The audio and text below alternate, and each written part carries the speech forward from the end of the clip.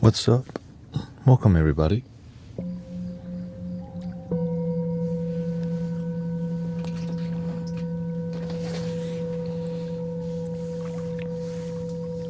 Western tea time. This is more of a positive sound healing community. Basically, we just kind of chill and be authentic. That's it. And also there's dope vibes. We do flutes, singing bowls, and sometimes I bring out the loops. I use the loop station to compose music live on the stream, usually on Saturday or on Friday.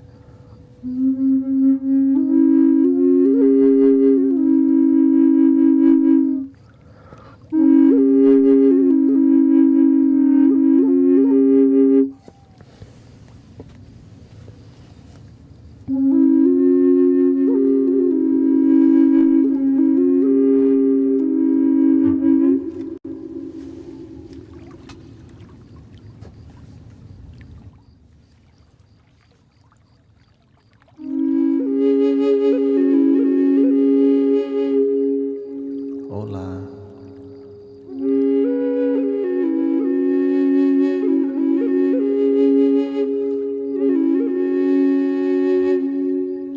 Welcome, Anna, Sister Anna, hermana.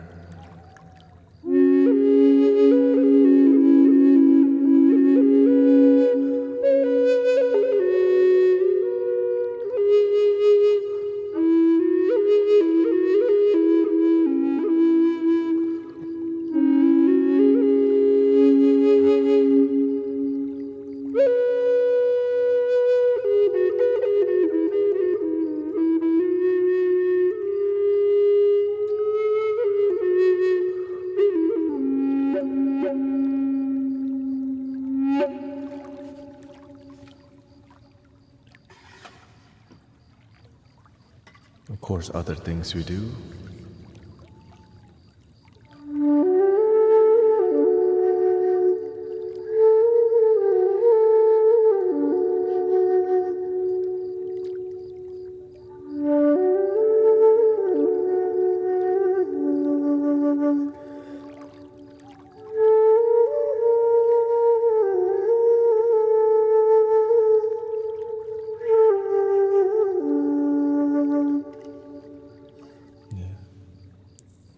I'm just gonna do the morning stream only today, so I won't be on tonight. And everything, of course, all the music we make in here is. There's a lot going on to give you the best experience. Usually, when I stream at night, I stream from America, so that's where the most of the people are. But there's people listening from the UK, from France, from Belgium, from Germany, Thailand. Because I stream 10 hours a day. Welcome, Tiffany. Welcome, Tanya. Lots of brothers and sisters from the United Kingdom. Everybody likes peaceful music. Because it helps them go to sleep. You know what I'm saying, mate?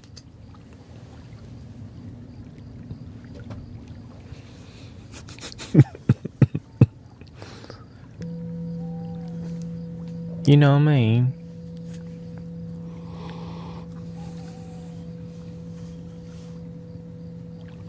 Hola. Bienvenidos. Peru, from Ruben Antonio. All the kiddos says hello. Hello, children. I hope you're having a good day. Thank you for being here.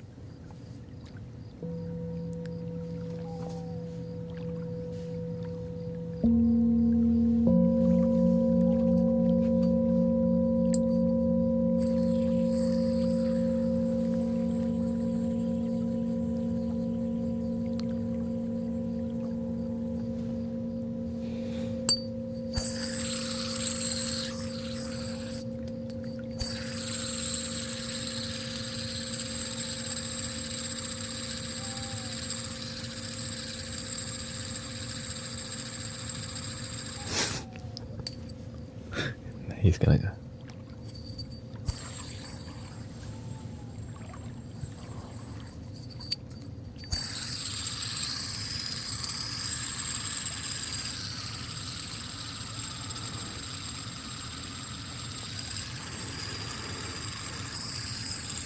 I love your sound healing sessions. That's pretty light. Thank you. Welcome, Michael. Sloth Lax here.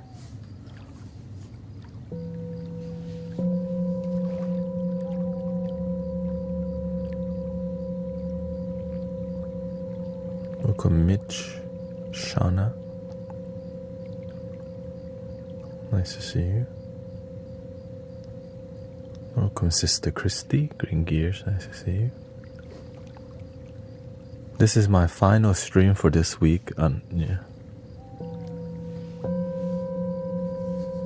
Be out of town tomorrow. Tonight I have to pack the car. So yeah. My phone, the microphone doesn't work very good. So I might have to change to my old phone temporarily. Which is fine. Right, so y'all can, we'll see. Or I can just take photos instead. Yeah, photos might be better.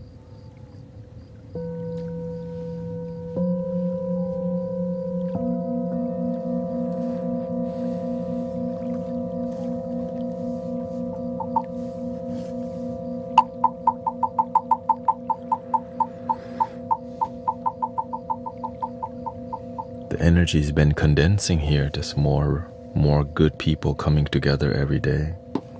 We've been protecting the space pretty well. It's like what people need, you know. So thank you for everybody coming together and being the peace we wish to see in the world. You know, the world people complain a lot about how the world's so negative or whatever. I'm glad that people come here and have a good time, peaceful time, you know. It's a big deal.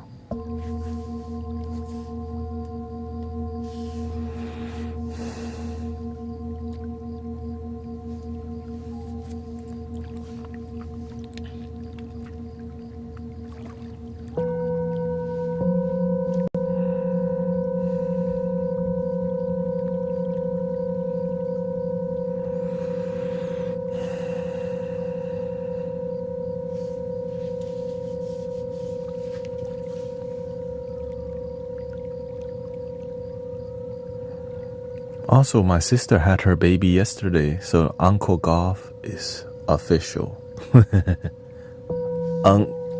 Right, my Thai name is Golf.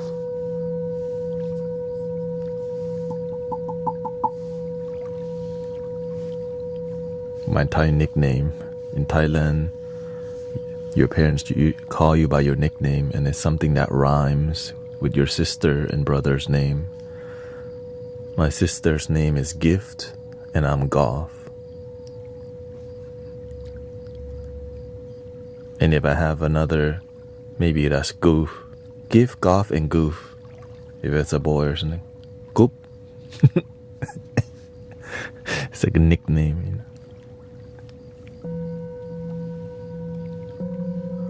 Hello. Yeah.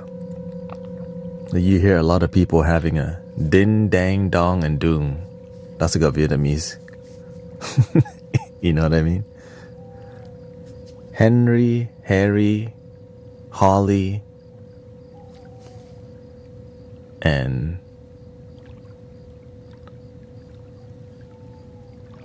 Joe. Usually it's like, wait, what? Hank? Yeah. People are like, I'm bored of the Joe. Like, oh, what the? It's just random Joe. Like,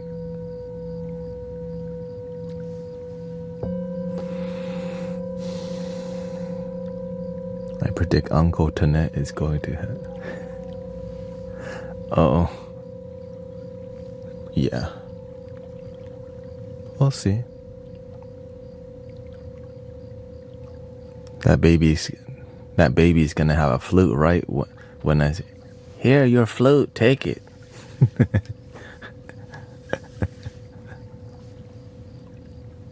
Here. Yeah, you take a baby one. Irish flute. That's a good starter one.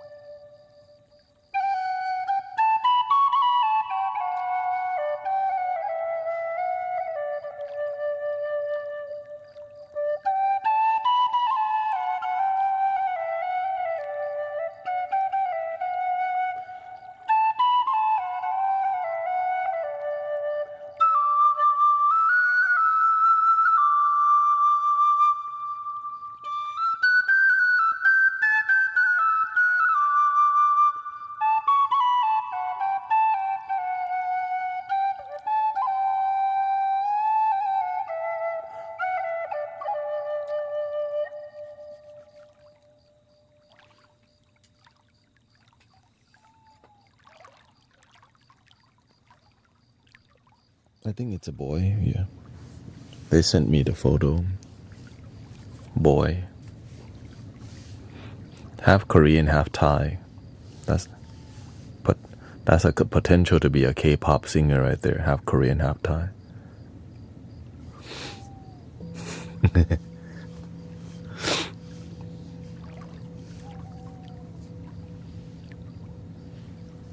You looking casual?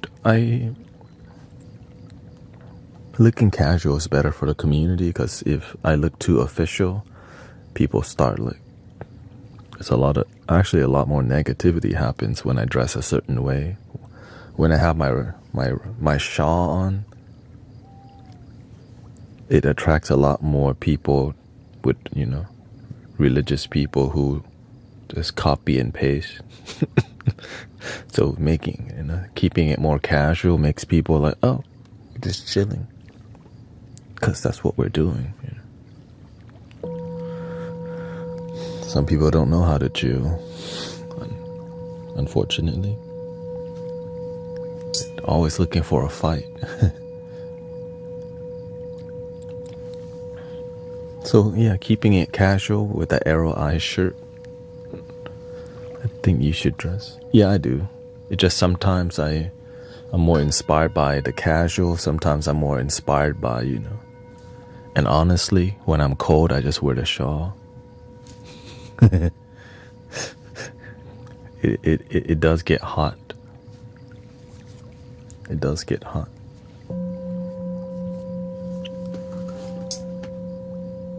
I mean, it does get cold or hot, so I kind of adjust towards whatever I think I need.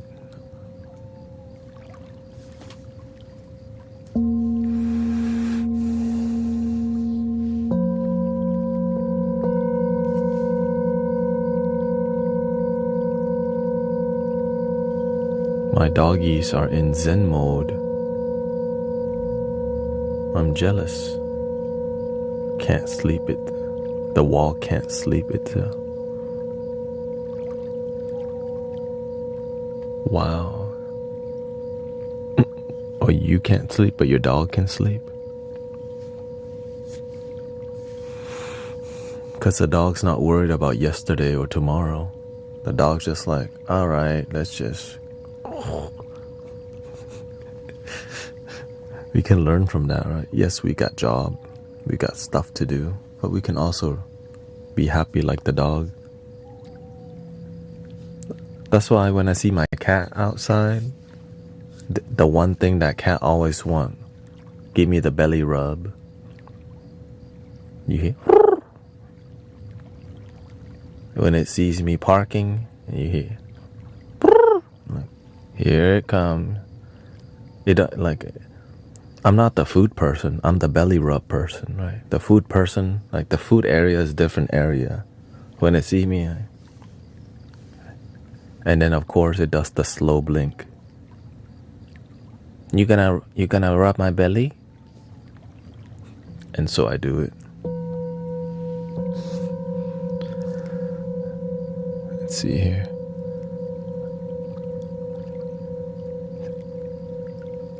Apparently the tumor is non-cancerous. Yay. Shout out to Sister Transcend with the good news in your life. Maybe you can go in detail and then we can share it with brother and sister about that.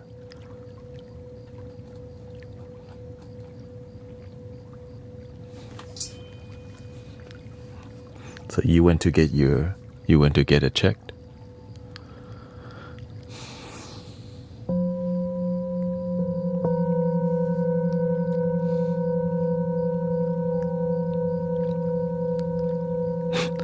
Oh, you went to 3 different doctors to make sure you were good and you're good?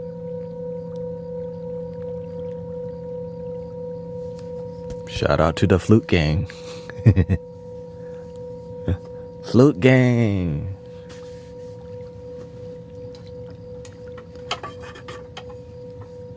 You just have to keep practicing. Do the best that you can. Your best is good enough. I always remember that. Just keep improving. No, I won't be on tonight yet.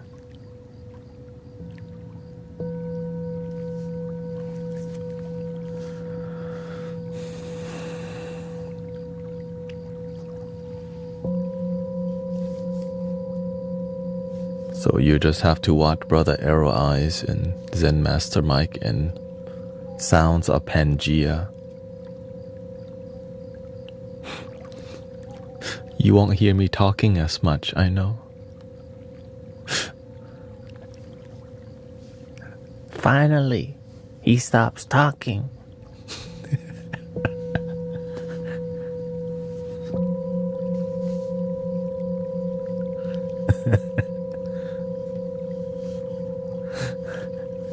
The universe bless us.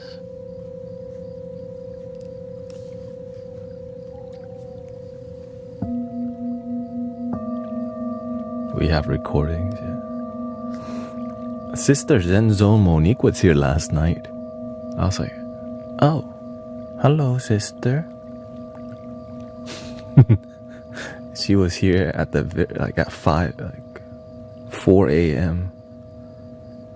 Did some moderation for us. So grateful for all the moderators doing what they can, yeah.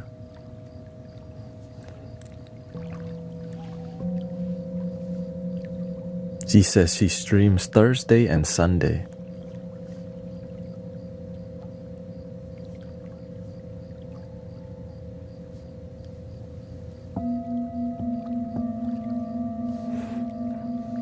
So yeah, you can,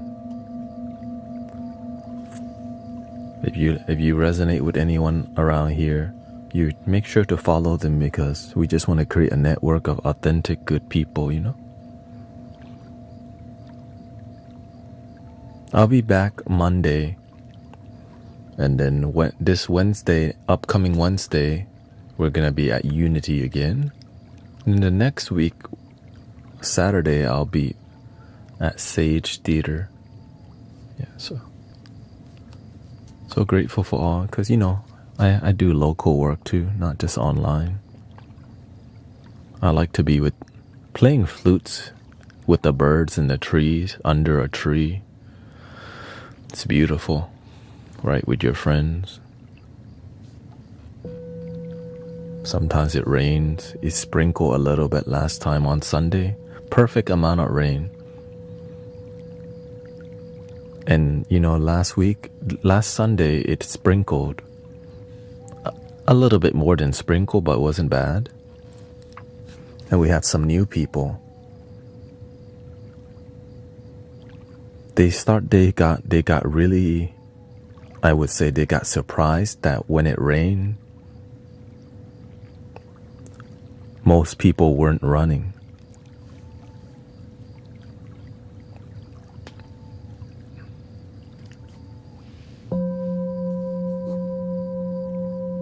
And so they got up and they sat back down because they realized, oh shoot, everyone just sitting in the rain.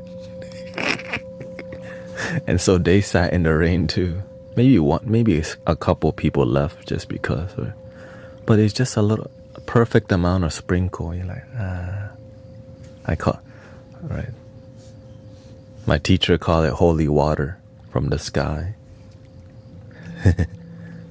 Agua bendita.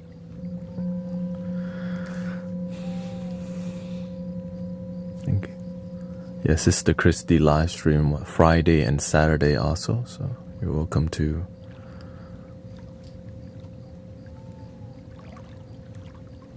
go enjoy the guided meditation and hang out with her. See what you can learn. We all can learn from each other, for sure.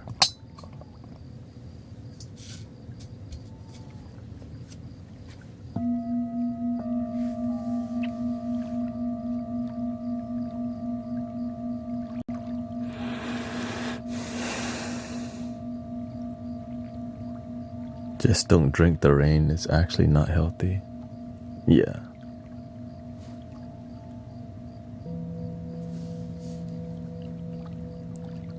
I mean, I'm sure a little bit's fine. I guess that's not really drinking it. You're just getting a couple drops.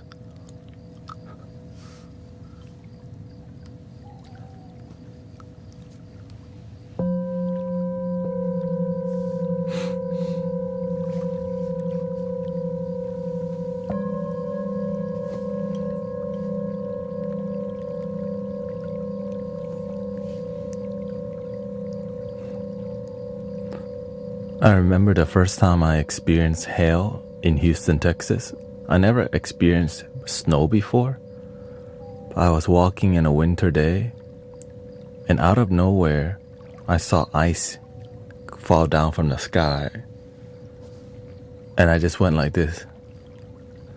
As a kid, you're like, snow! It was hail. Luckily, the hail was little. It wasn't like a golf ball size thing. It's like, oh shoot. What kind of snow is this?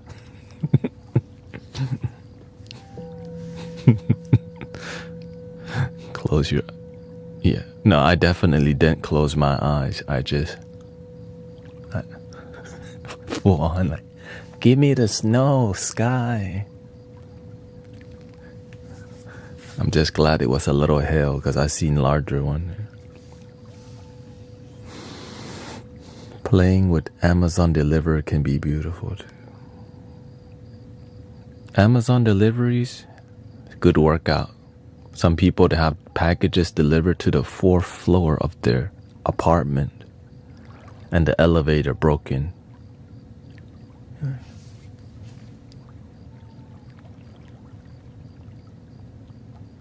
Fourth floor and the elevator broken.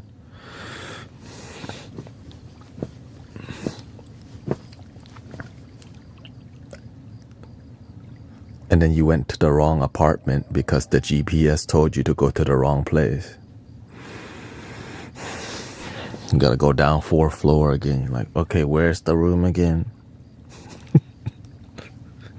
Because sometimes it tells you to go to the wrong place on the GPS. Like, so it really tests your patience. Like,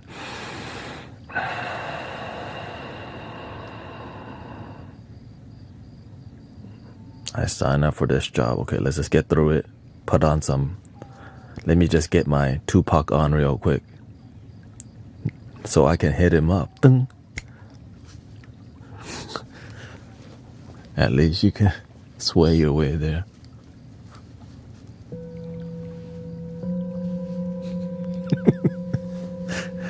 Shout out to music, by the way. Helps you get you through the day, right? Sometimes it's like, what helped a lot in the past was that Joe Rogan podcast, because it's 3 hours or sometimes 4 hours straight. And sometimes you just need to listen to something that's just background music or background audio. And they're just having like, you know, it's kind of background noise that is constant.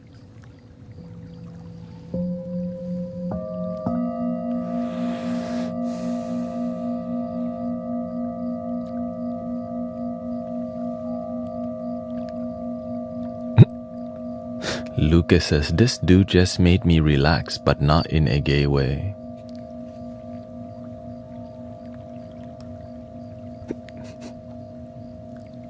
Look, that's how it is around here, okay?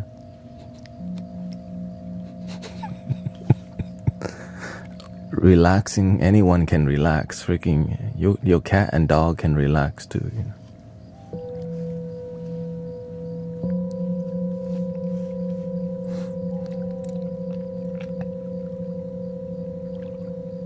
Some of y'all figured out you could relax your jaw. Some people don't know they're always clenching their jaw when they're sitting. Or your eyebrow always sit like this.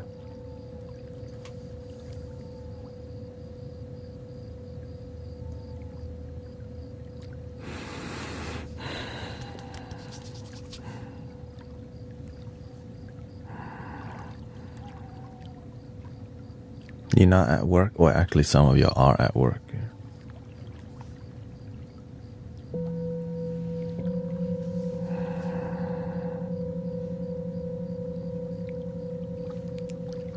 Y'all gonna make me lose my mind. Up in here, up in here.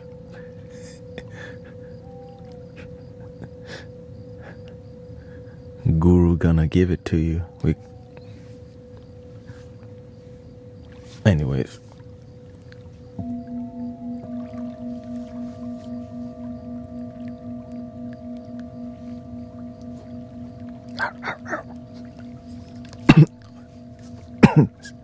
I was clearing my throat.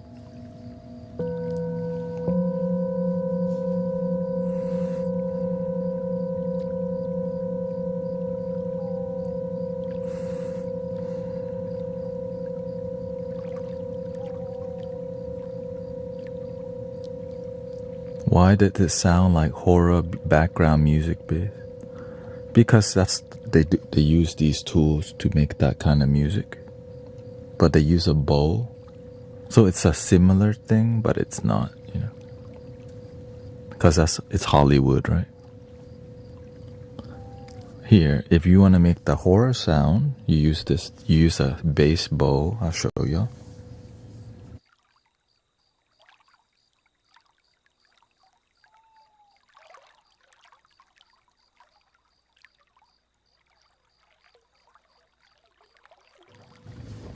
See, they use this. This is a bass bow because it allows you to cut the lows and the mids and just get the high.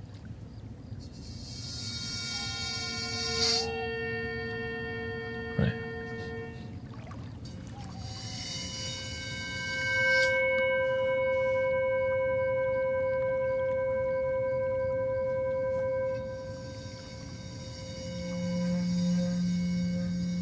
You could get the mid,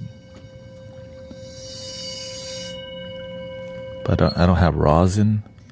If I had rosin, it would behave differently.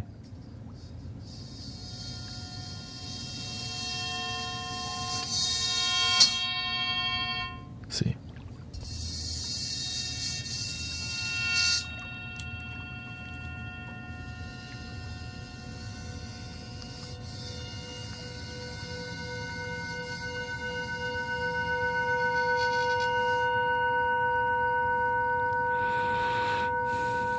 Welcome, Vivian. Yeah, this is a double bass. Yeah, it's a bass bow. Just a basic synthetic. My friend Harry be happy showed me this. Right? He's my only sound healing mentor, by the way. It's more like I just asked him a lot of questions. He's a gong. He does gong and Tibetan singing bowl. Cause he has a bunch of gongs, probably 10 gongs around him, and then he has a bunch of singing bowls. And he was a Buddhist monk.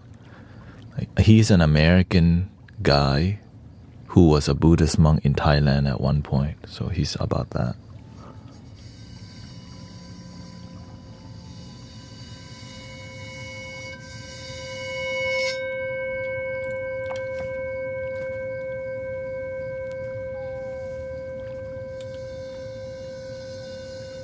and was a drummer in a rock band in the past.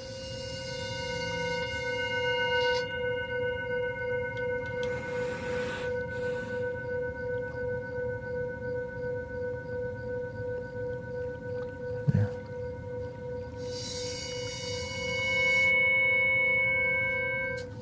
Of course, I don't use this because it's not so relaxing. It's interesting though, right? I mean, I'm sure I could work on this. It's flashy to use this. I'm sure I could find a way to make it relaxing and get some rosin on here. It grips better.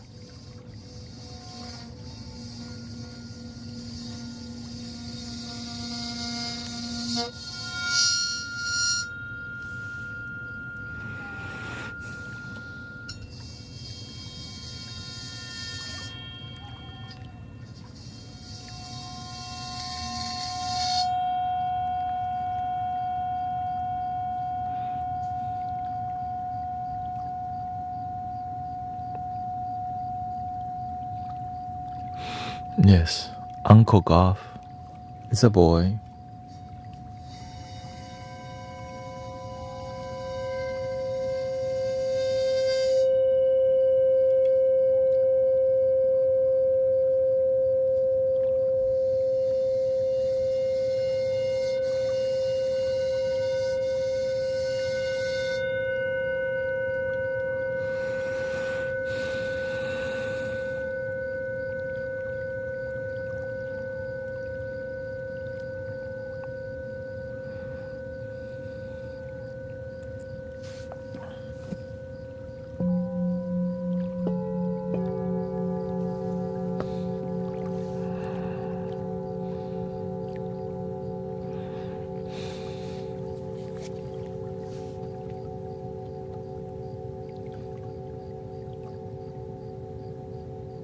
And I could tell that boy's gonna be spoiled.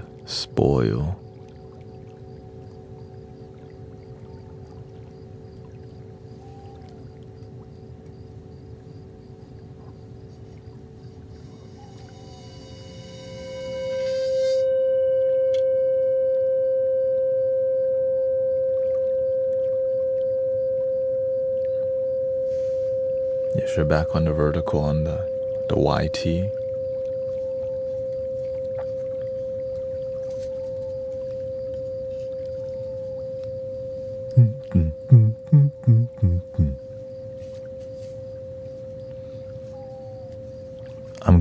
I'm good at unspoiling people with the truth, you know, because the truth humbles people.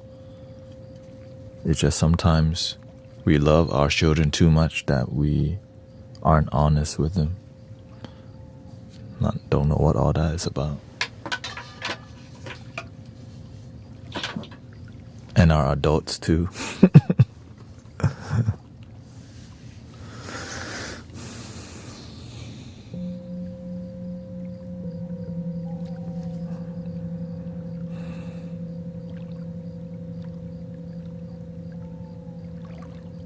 I hear something similar when I close my eyes. It's called tinnitus. Actually, you know, singing bowls and binaural frequency actually helps reduce the symptoms of tinnitus. I used to have tinnitus myself because I used to go to the club a lot. And also just because I listen to loud music a lot of us listen to loud music with headphones on. Linkin Park. Right? I try so hard.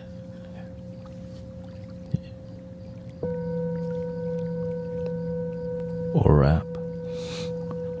Go shawty, it's your birthday. We gonna party like it's your birthday.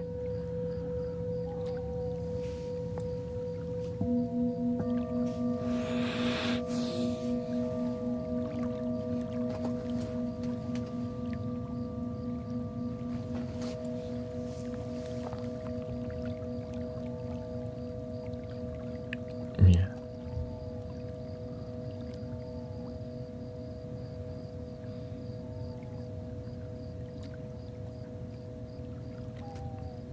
we'll see. Everyone has a different archetype that they can look up to and example, you know.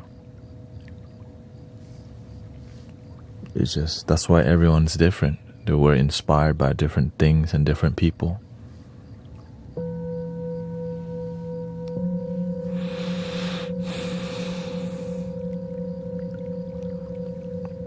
I actually had a friend that went deaf on one ear because when she was young, she went to a concert and her ear was right next to a speaker. Terrible. Sister Crystal.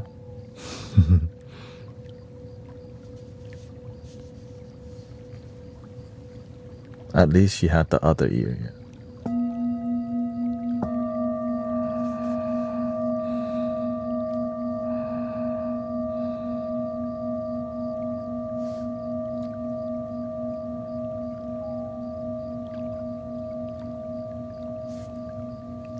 Hey Rio, are you in Belton already? Probably La Quinta Inn.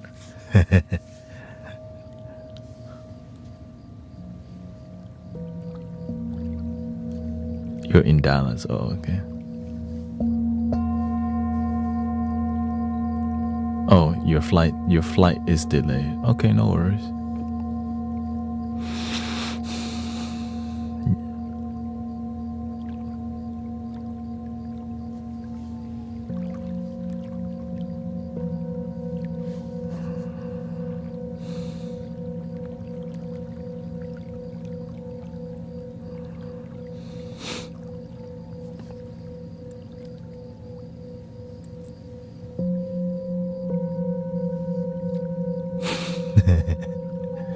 Yes, I'm excited.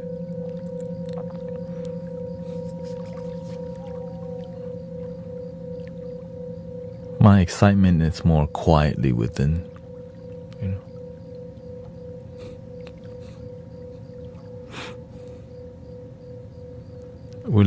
I'm leaving tomorrow morning. It's a loud piercing in my ear. No hearing, but oh, okay.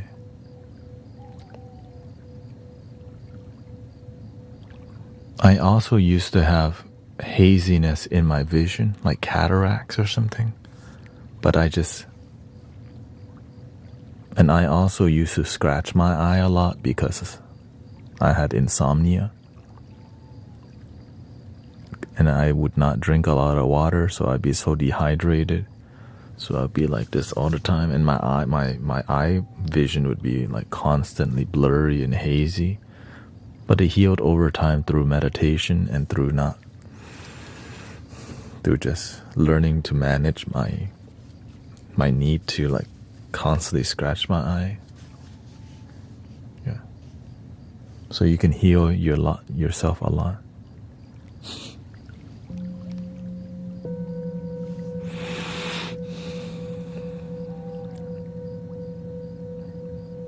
You can definitely heal yourself if you're willing to trust yourself and try. Not anything crazy, just, you know. I'm just grateful that I can heal myself. Especially the mind, this thing. That might be the hardest thing for people to heal because you can't see it.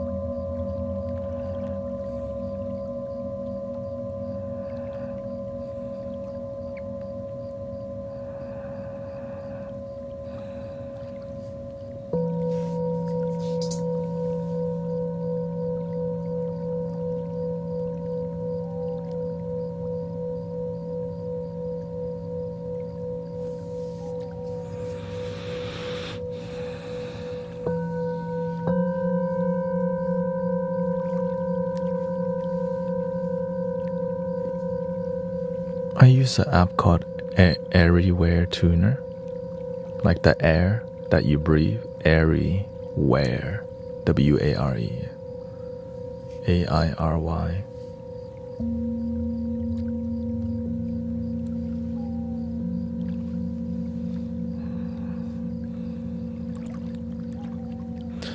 Yeah, but to really heal something, you have to be devoted to it, or else it won't heal, especially if you F something up really bad.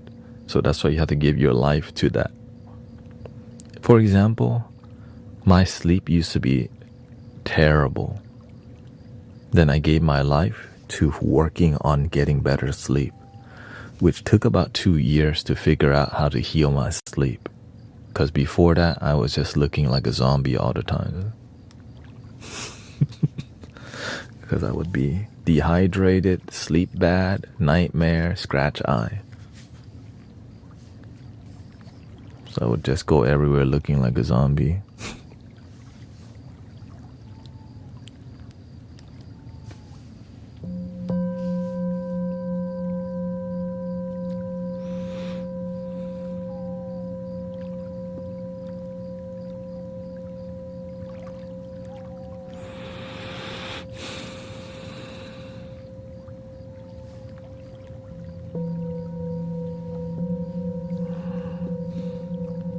When you heal one thing, then it helps to build faith for you to heal other things in life.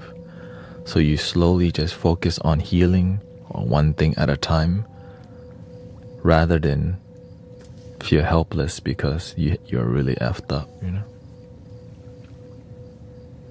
Like many people here.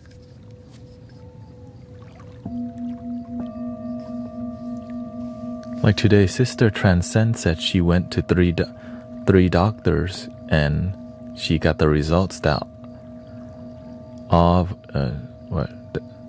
the tumors that she had are non-cancerous.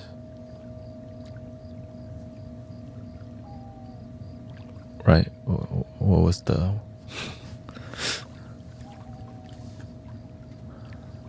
Her spinal tumor is non-cancerous. Like,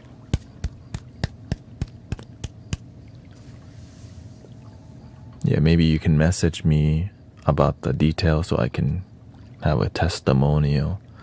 Right, with positive energy and positive people constantly in your life, your body and mind is positive, and so it's like a river that you step into that leads to a deeper healing.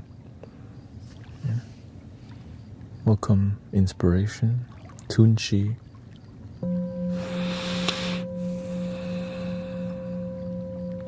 Yes, I'm in the USA, Texas, Houston, Texas, here.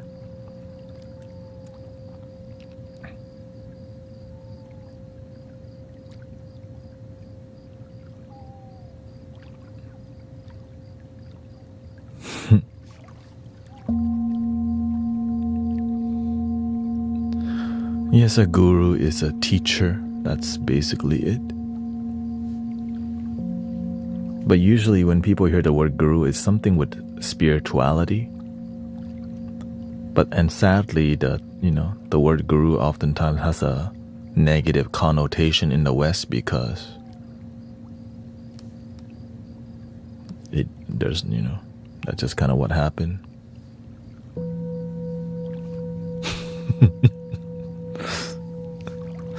And so that's why people use the word life coach. Literally the same thing. But the life coach aren't all spiritual. Some life coach are more spiritual. And spiritual means authentic and loving. Because there's a lot of life coach that sometimes is more like business life coach, and they're not authentic. Right? So authenticity is part of being a good teacher, right? There's teachers who are bad teachers also. Yeah.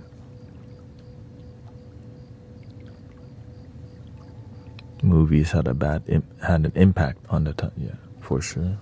And also there's a lot of documentaries on the YT about bad gurus and all these things. I seen it myself. I'm like, damn, they did what? Right, Bikram yoga, right, doing the wrong thing and all these things.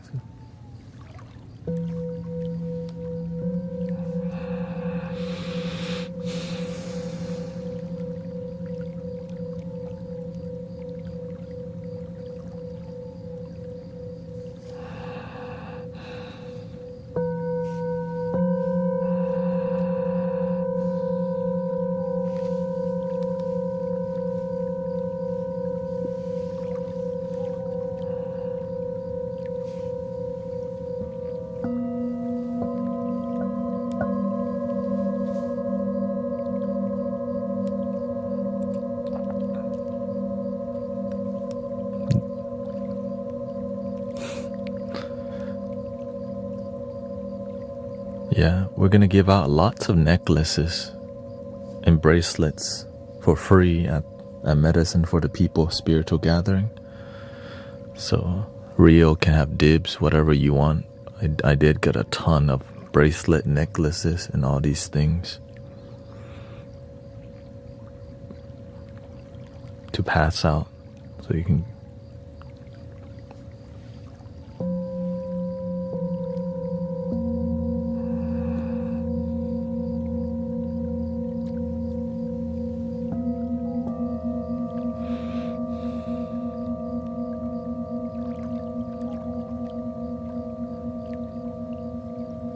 I was aware there's a lot of vendors there, and so that's why in the world where everyone's vending, when you're just blessing people with nice gifts, it can influence the event. So maybe that's gonna be what we do from now on. We always give out free tea, oolong tea, green tea, and different kind of teas. Yeah.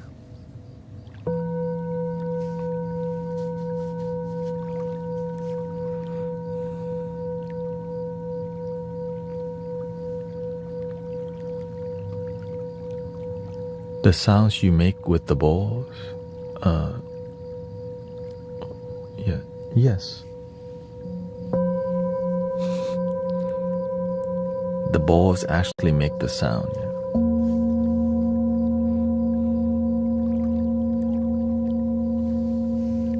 Here.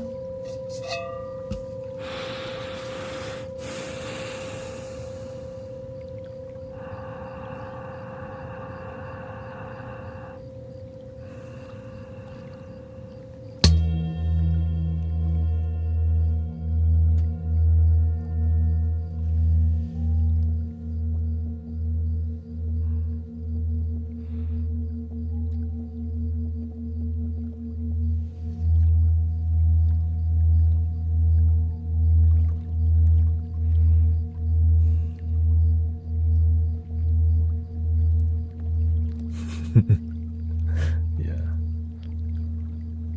Is it spiritual? Well, how do you define spiritual?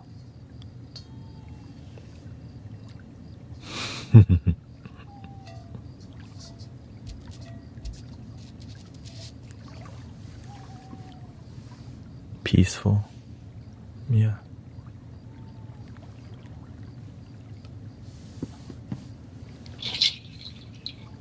Is this spiritual?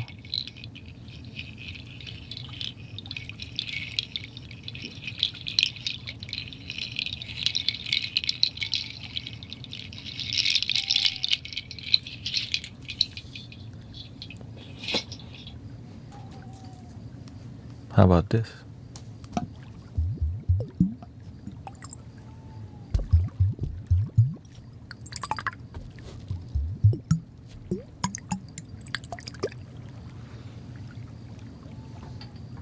How about this one?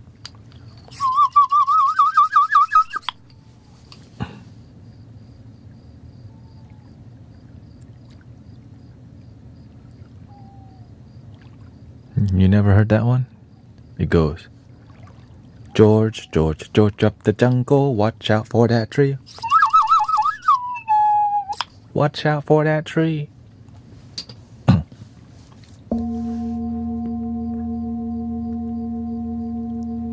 Is that spiritual?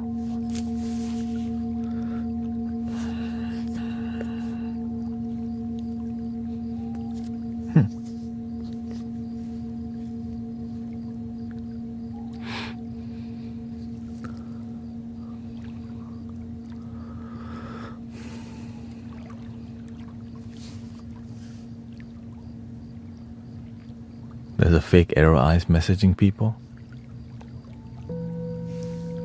What happened?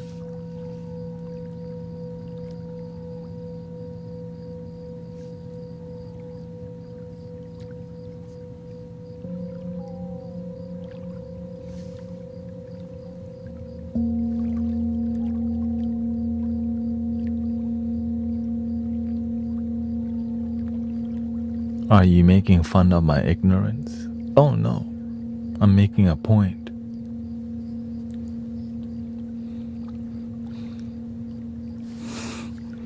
What does it mean to be spiritual?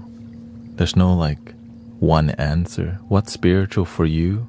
The way you define spirituality may be different from how other people, That's all.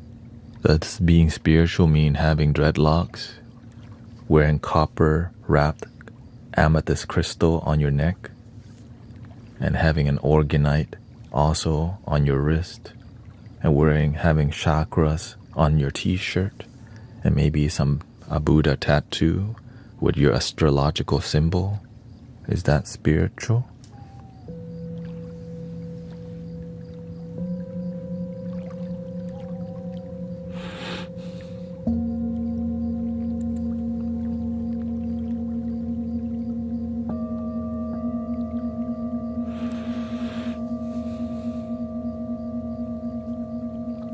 You can have all the outside spiritual, but make sure you have that inner connection with love spiritual.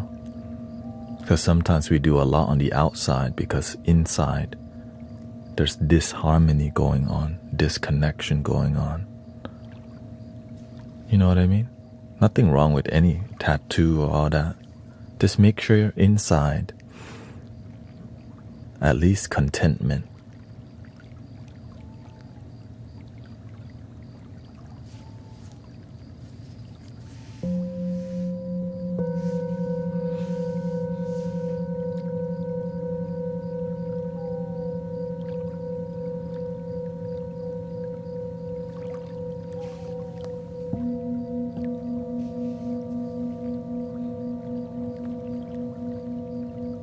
Some people look down at tarot cards, oracle card. That's their spiritual path. That's what makes them content. What makes you another person content is maybe not doing that because they do something else. That's their spiritual path. Yeah, as long as you're genuinely happy with yourself, let people do what works. That's it.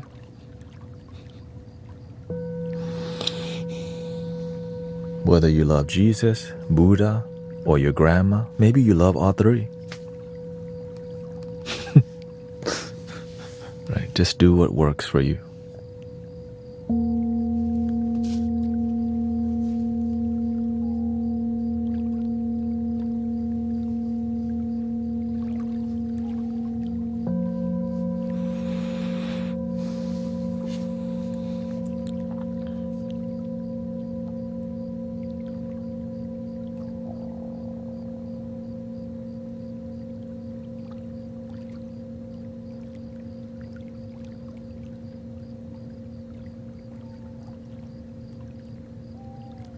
Marina says, for me, the activation of my chakras by your singing bowls are spiritual to me.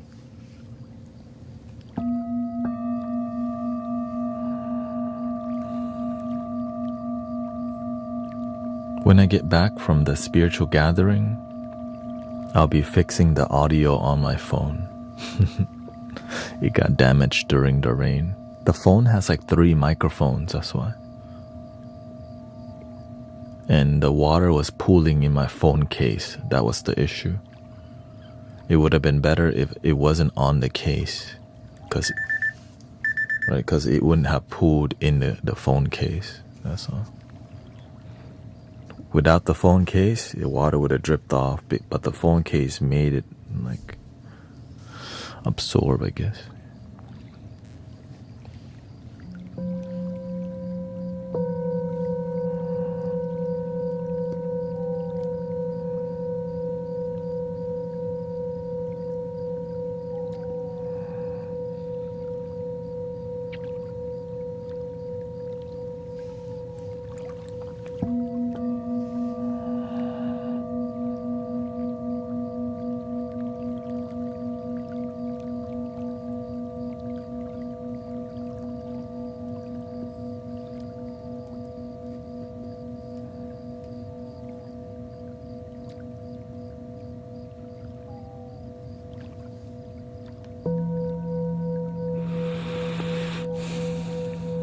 This is the Christie live stream, Friday, Saturday, Sister Grace live stream, Brother Eric. Many practitioners in here who also live stream. So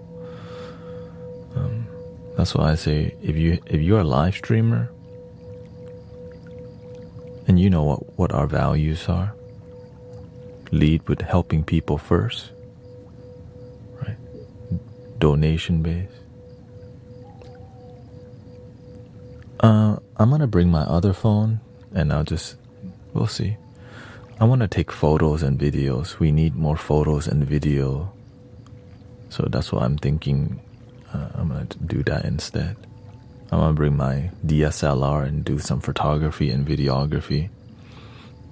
Bring my gimbal.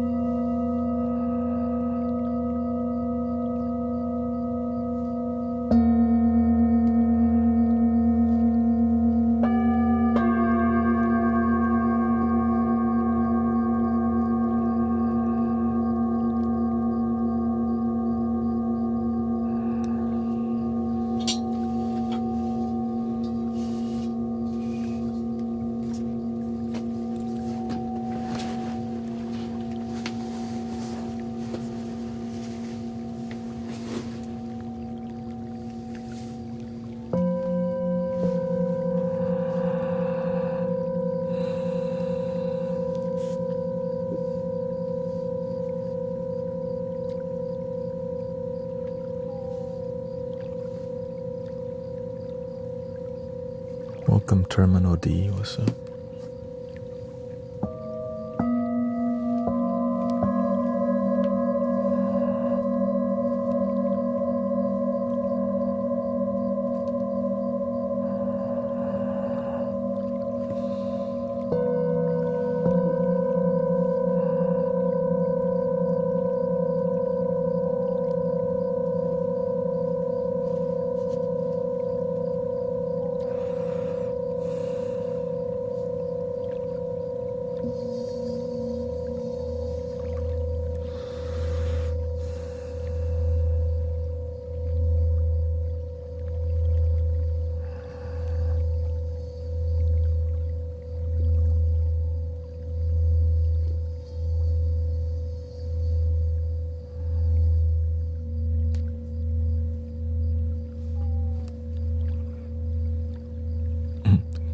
Cora says, you are good. I had already slept before about 6 hours. Woke up at midnight. Was up for less than an hour. The bowls did their job. This is mine to Michael.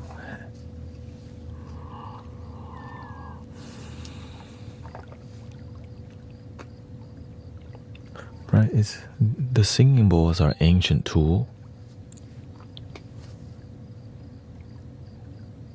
Because back then they don't have stereo, they didn't have radio, and they went to the temple, they ring the bell. They go to the church, they ring the bell, and people got some vibration that was soothing. Simple.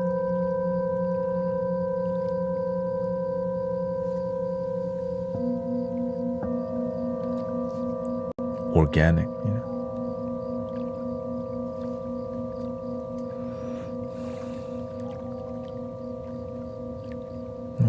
Welcome, Joanne.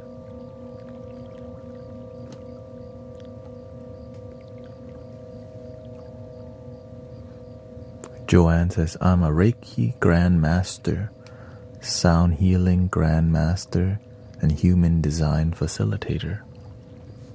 Welcome.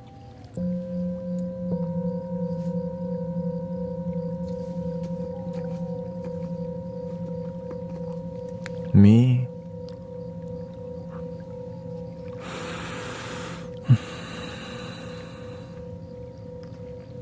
I'm balding.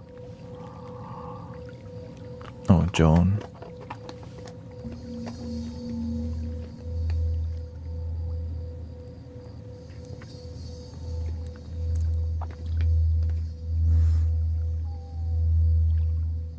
Nice to see you.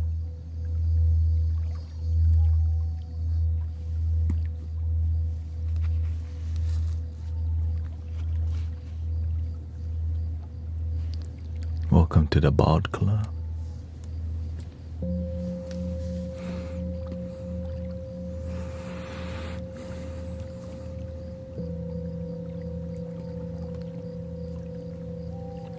I've been keeping track of my gray hair too. How are y'all doing? How many y'all in there? 17?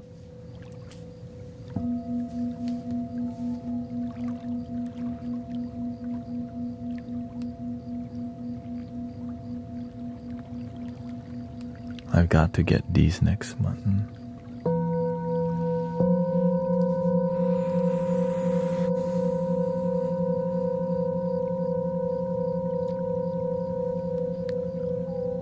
You had gray hair at 18 years old?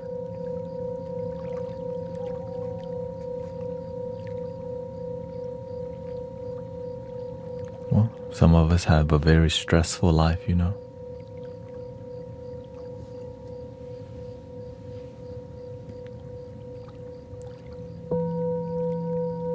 The doctor said it was genetic. Oh, okay. So it's genetic. Oh, that's different.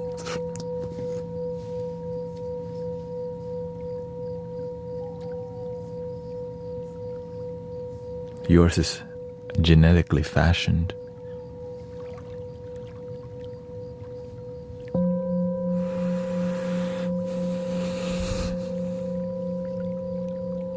I was born this way. I don't have gray hair, but I call them hair of wisdom.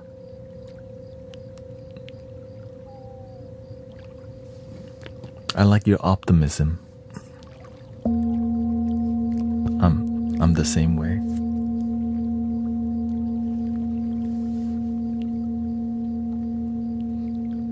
I'm like a wisdom farmer. See? 1, 2. Wisdom.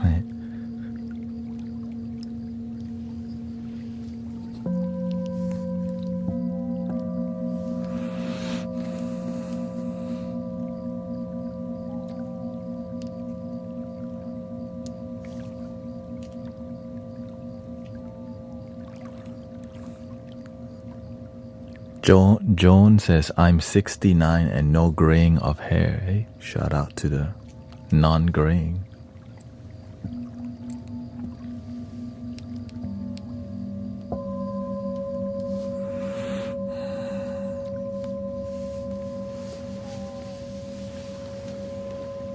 I also, if I shave my head, I also don't have any gray hair.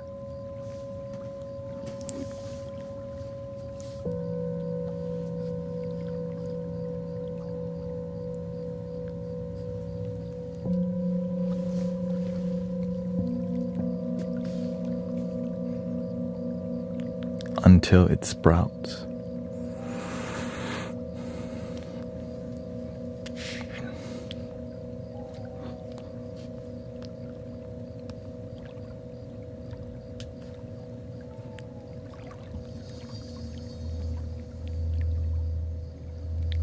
Welcome, Ashley. You'll get there. So, don't worry, Sister Grace. I'll join your club soon.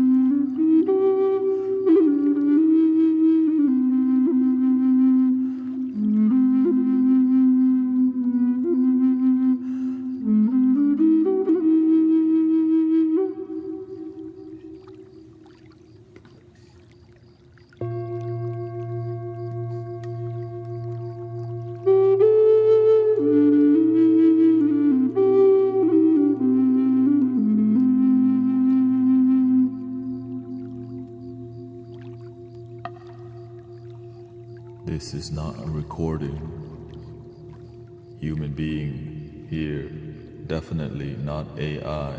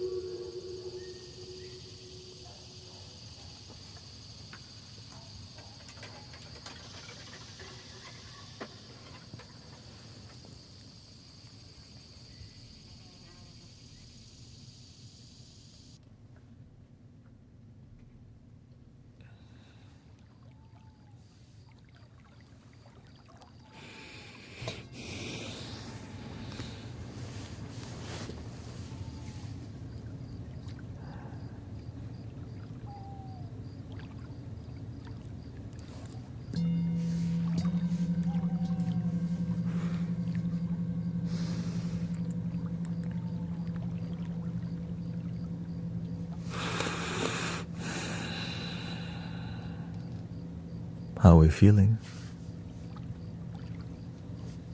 There's great flutes everywhere. That flute that I just played was 3D printed from PYN flutes. There's also the guy I Am Sound flutes. I just haven't really played the flute, and it's just the reason. Yeah, I started with PYN flute, and he also sent me flutes to give away to people in the community all the time. And so that's why I have a good relationship with PYN flutes, because he helps the community get free flutes. No strings attached. Like, oh, there's no secret code or nothing. It's just genuine people helping each other. Yeah.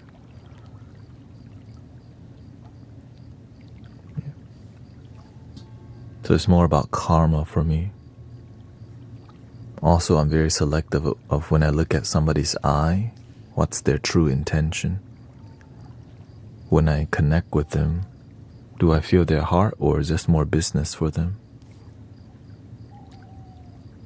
Some people, they're more business, so I don't really collaborate with business leadership. I collaborate with transformative leadership more than business leadership.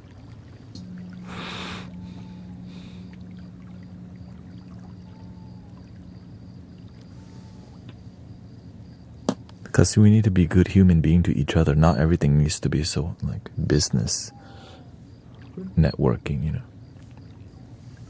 It can be genuine.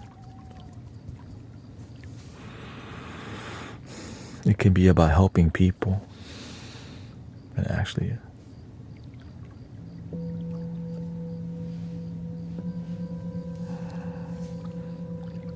but I'm sure it's not bad. It's more about karma. Link in the bio is the way.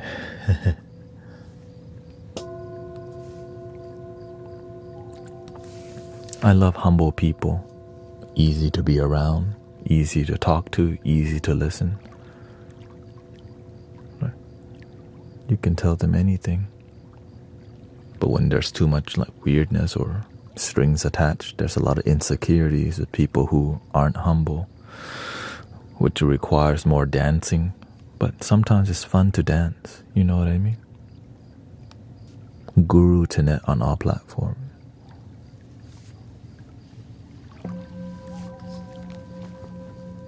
What is love, baby? Don't hurt me, you know, no more.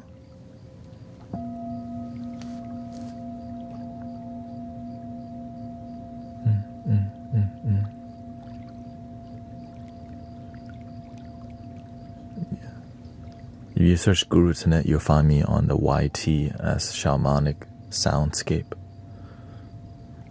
but it's still under Guru Thanet. Yeah.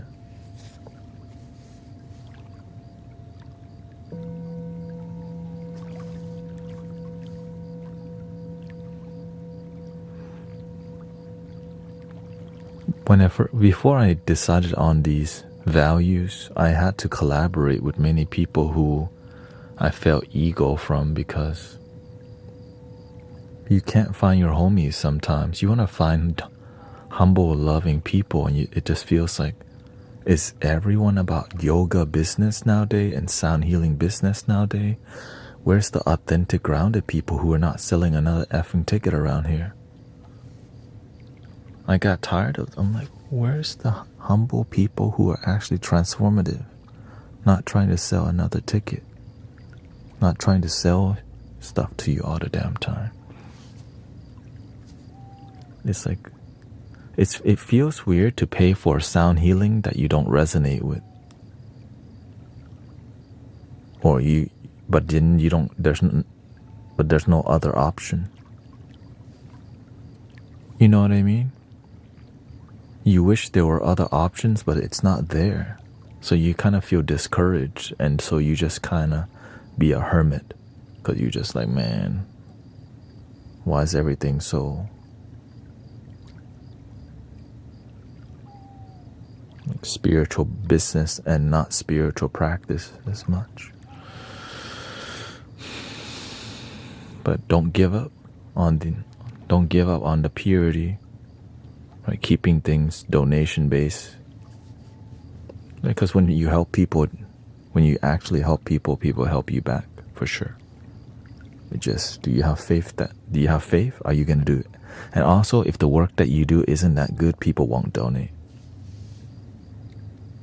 It won't work if you just don't believe in it, and if you're not devoting yourself, if you're not developing yourself, it won't grow. But a lot of people do enough to get people to buy tickets, but there's no transformation, which is the issue. Enough to keep the doors open, but no miracles. Enough to pay the bill, to repeat the same talking point, and still no miracle.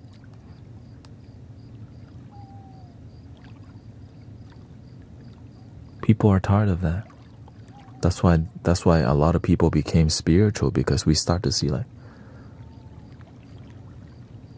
we're doing the same thing over and over, but my life isn't improving.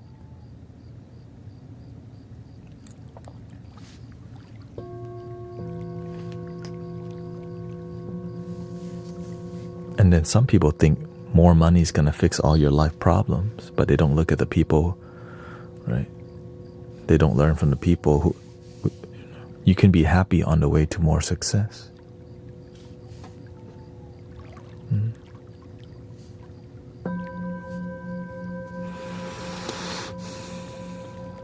Right. Sometimes we wait to get the bag, only to realize, shoot. Okay, then you buy more stuff, and buy more stuff, then you realize, shoot, I'm not actually happy. Now you gotta find other things to buy, and it's still unhappy. Now your whole identity is with money. Right? You think the way people treat you differently is because of what you show them on. You become more of a book cover. Behind that book, nothing much going on. And that's what a lot of people end up doing. So then they get surprised when people treat them like crap behind the scene. They treat them good in front of them, but behind the scene, they don't want to hang out with you. They want to hang out with your money rather than you. And so you can't find loyal one because a lot of times you're just presenting surface level connection. So you get surface level connection, right? You plant surface level, you get it. But if you plant values, principles, and depth, that's what you get. That's why a lot of people who, they look happy, but how come they always end up in divorce or heartbrokenness, or their best friend, they're always fighting with somebody, always finding some drama, and then nobody wants to be around them. You wonder why? Because it's all BS.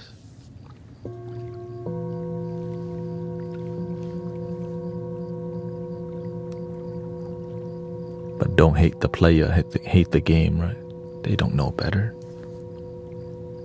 Right? Because sometimes when you look on TV or social media, we start off, right, with the Gucci, the Louis, with people with the perfect skin, everything. Right? That's why I say, right, there's no photo of Kim Kardashian with a pimple, because they have a photo editor out all the time. That's right. No pimple. Everybody's got a pimple. So when we're fed all these lies, it makes us think something's wrong with us.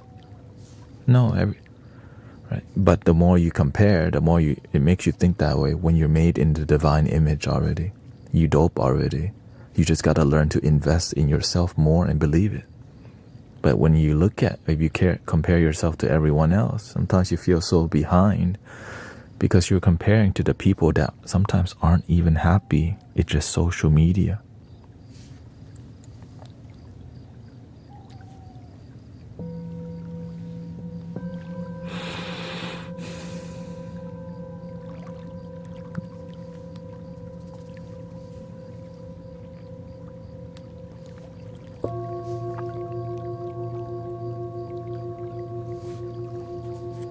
A lot of it has to do with money, that's all. They do all that to get you in the door. Just to get your toe in the door. Like, oh, what's here? You need this. You're not good enough till you buy this. Like, wait, what?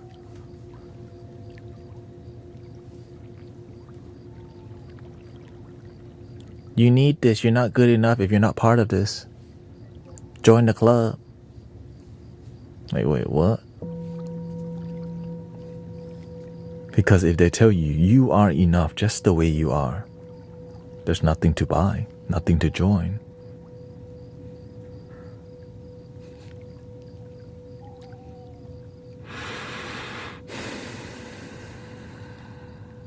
So people need the peer message because there's everything screaming at you, already. Buy more, eat more, drink more, chase more. Nothing wrong with money. Good people with money will do more good. Ignorant people with money will do ignorant things. Ignorant people without money also will do ignorant things. And good people without money will still do good things. Be a good person.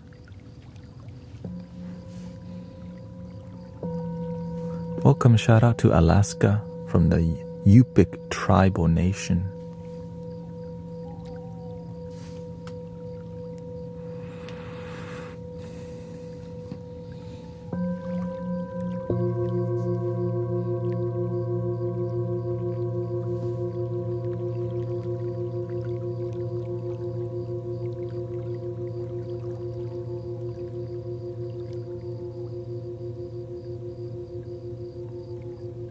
It's kind of amazing how many people resonate with what we're doing here.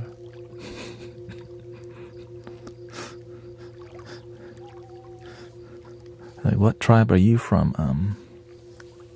Mystic Village?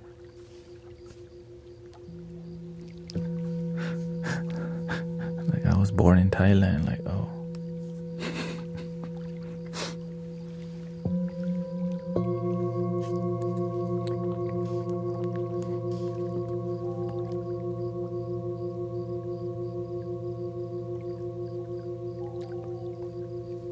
But I do resonate with the culture, indigenous culture. Even Thai people have folk culture that's really inspired by indigenous culture, right? The flute, right? There's Thai instrument that has a similar tone to the drone flute, called a can or the can. Right? It's like a hand organ. Is this bowl part, music part of the Thai culture? No, Thai culture don't really use any bowls. They call it, Thai people call this singing bowl, kan Tibet, bowls from Tibet. Right.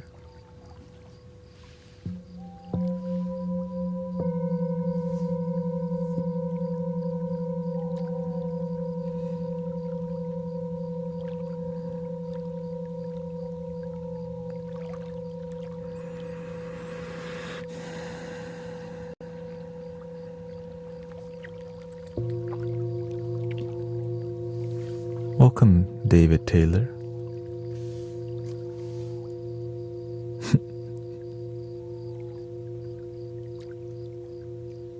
Yes. When people treat you bad, let them know to not do that. You know, have boundaries with people who are disrespectful with you, or at least walk away if you know. But you don't have to be reactive. And, sometimes the people that try to trigger you, they're looking for a triggering response. But that every time we don't react to negative people, it teaches them what they're doing is wrong.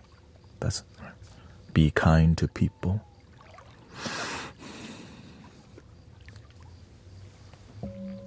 Have boundaries. And sometimes we have to mentor people because their parents didn't mentor them. That's why or their parents were abusive. Sometimes we have to mentor and nurture each other because some families are very damaged, you know.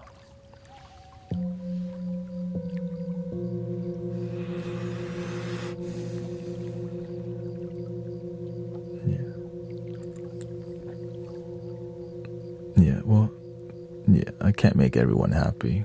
Yeah. You can also lower your volume if my voice is too loud.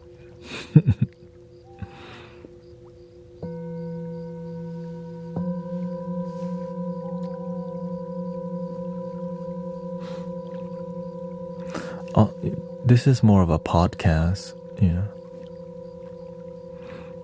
And so I'm aware maybe what they're trying to say, they don't want me to talk as much, but they don't realize this is a podcast and sound healing. And so there is non-verbal music on Guru Thanet music on all platform. Yeah, it's just sometimes people don't know how to communicate how they really feel. I like it when I like it if you just tell me, shut up, whatever. Oh, shoot. At least they're clear about what they want. Oh, they want more music rather than me talking, but that's not what we're doing right now. Oh. Or the people that go, shh. The SHHHHHHH, right?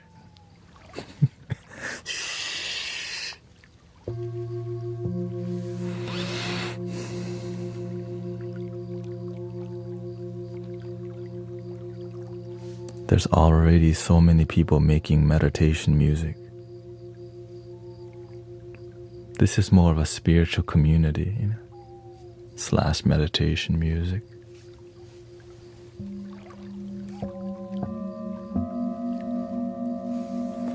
Guru Thanet on all platforms. Yeah. Literally my screen name on all the platform that you, Pandora, whatever. Probably AOL music, Spotify.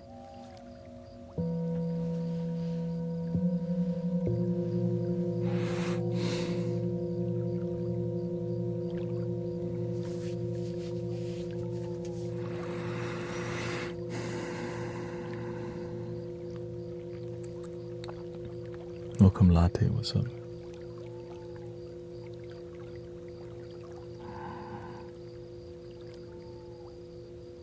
Today has been peaceful so far, but the energy is starting to pick up, isn't it? When's the next full moon? Coming soon, right? The equinox. Spotify.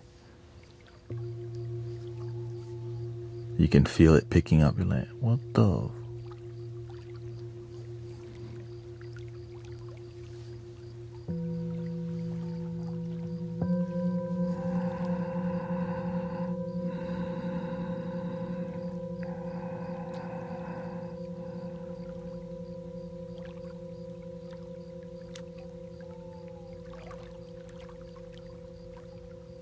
I feel like he's been being tested all day. Every stream I get. Fall equinox was last Monday. Oh, okay. Exactly. Oh.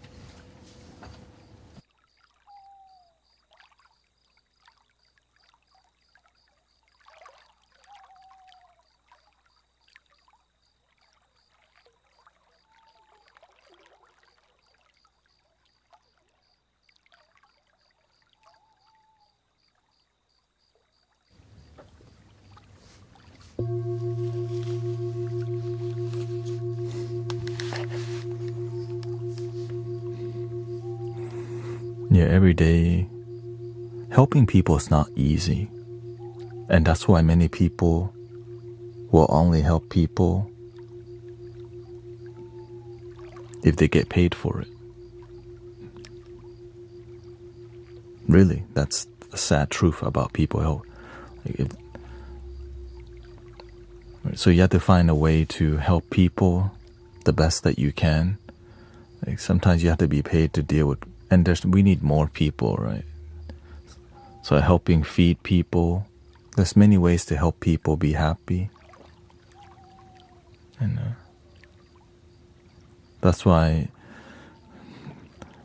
there's an in-between path between, religious people helping people and the spiritual people and the people who are also just helping people without being like, there's definitely a space for it, and we need to grow that movement of just help people, be a good mentor. I think the issue is called results. A lot of people that help people, sometimes the results are not profound because our standard for helping people, sometimes it's just get them enough to be okay, but people need contentment. Contentment. Yeah. And that takes a while, but through a group of people, group therapy is so powerful, right? Group healing. And so group healing makes everything more rapid. But the only way to really, find transformation from group therapy is if you do it often. Like every day. Not just on Sunday and Wednesday. And sometimes when you go Wednesday or Sunday, they always repeat the same things over and over. Right? After you go, I used to be part of a spiritual community. Okay. And after I went there for about 3 years, I realized they just repeat the same thing again that I learned already. and there was a lack of evolution going on. Because if the leader's not constantly evolving, the community becomes that way too, stagnant. Just enough to keep the lights on. That's some BS right there.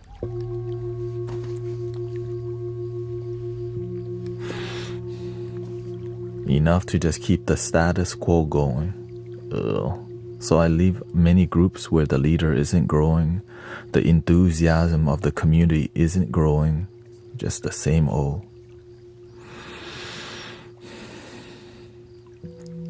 That being said, it's difficult to keep the enthusiasm growing and all these things. But with miracles happening in the community, every little miracle that happens leads to bigger one in the community. Right, when we first started, one of the first big miracle that happened here, Sister Thea Miss used to have 5 seizures a day, and now she's down to 0. I remember that's like the first big miracle that I had to write down, because you used to have seizures 5 times in a day, and now you're down to 0 from being here. So that's when that's when the testimonial list started. Now we're at 5 pages of testimonials. And so as one miracle happens, more miracle happen. Virgil's incurable leukemia went into remission.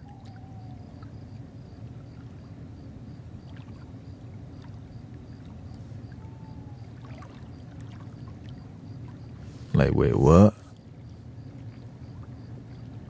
That dude, that drum in the background, tang, tang, tang, when Sister Grace is playing?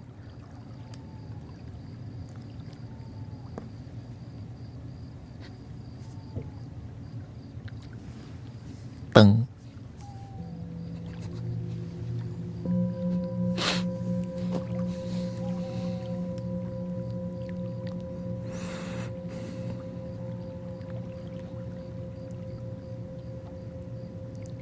And then eventually, it just...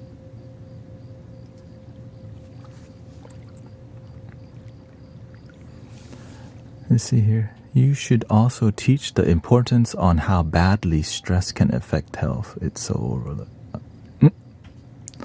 I think most people know that, and people do focus on that already, but we're not focusing on solution or prevention. We just keep educating on negative things rather than positive things.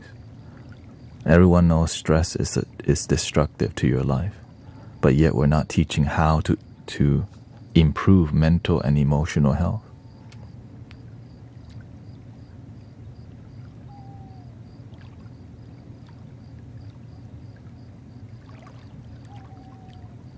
Right? If you ask most people how to de-stress, they know. Yeah, maybe I should go on long walks and use less of my phone and, give better self-care. Right? Give me some time to breathe, but they won't do it. Well, why? Because they need community of people to remind them.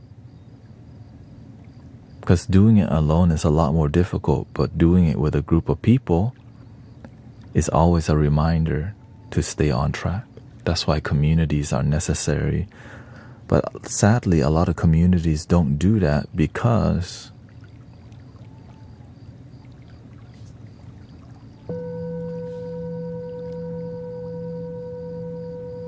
drama sells.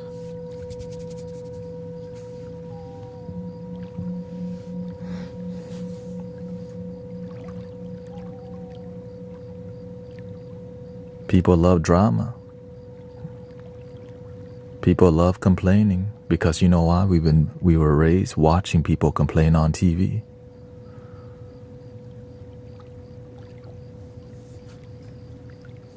And so we also find, let's complain, and never find a solution. Jerry. Here comes Jerry Springer digging himself out of the Jerry.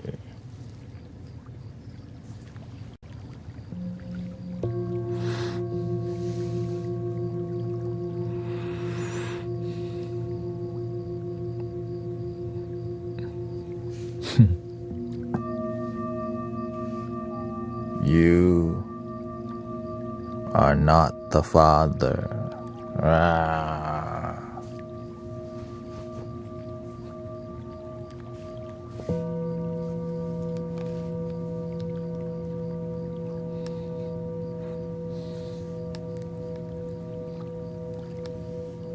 Here comes Judge Judy. It's not your time yet. Oh, shh.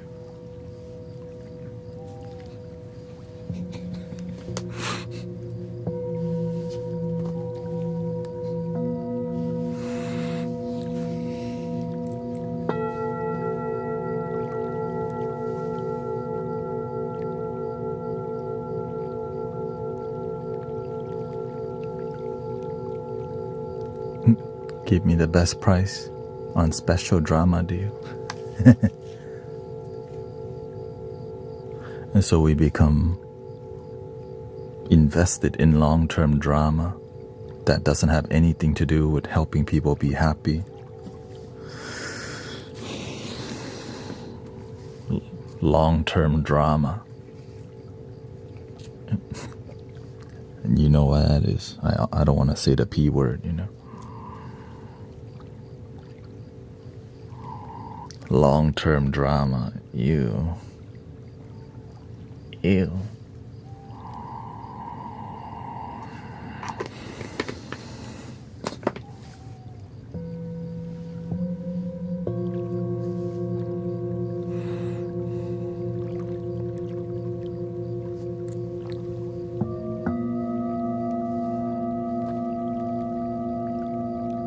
Long-term peace. Oh. Long-term happiness. Ooh. Breathe deeply, enjoy life. Ooh. Good people respect each other. What's up?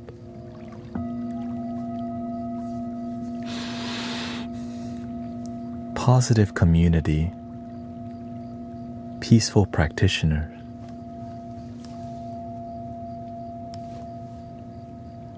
We can agree to disagree, respect each other still. This is too good to be true.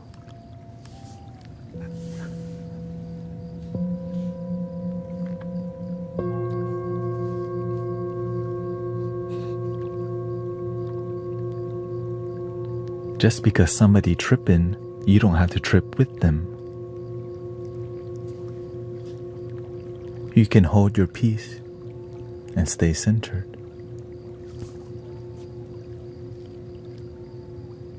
If you have toxic friends who complain all the damn time, get some new effing friends.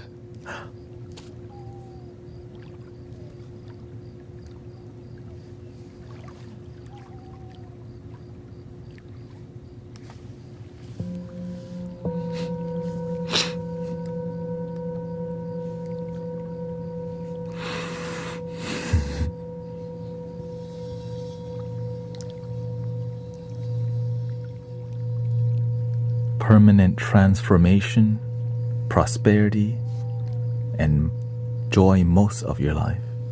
Sometimes in life you're gonna be sad, you know? Maybe she dumped you. That's okay. You don't have to dump yourself. That's why you have a dog.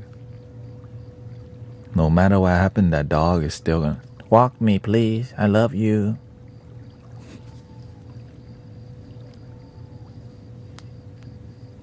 They can dump you, but your dog won't, okay? But your cat might. The cat's different.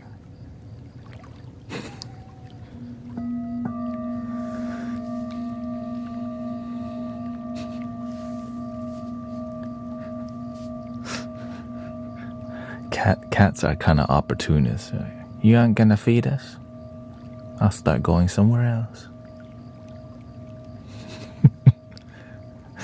The dog's like, you didn't feed us, but that's okay. Eventually you will, right?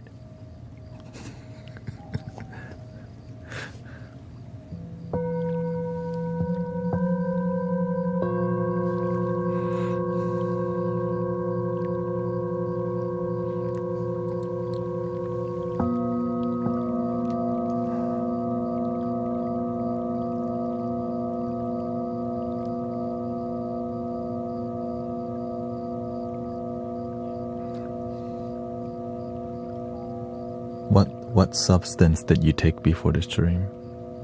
Happiness.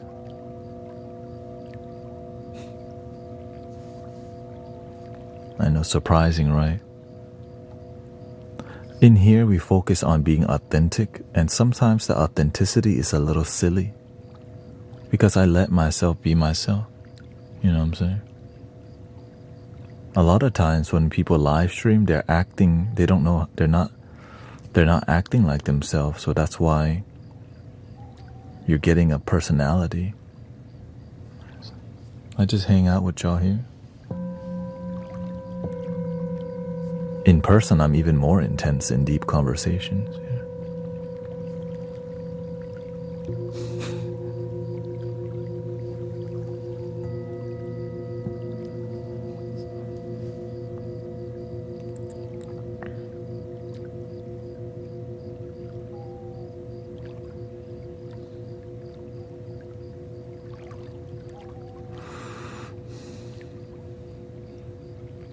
Yeah, thank you to all the authentic people. Glad that we can be here together.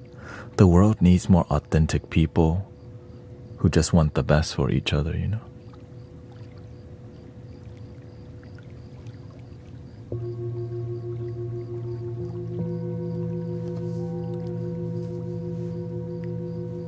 That's it.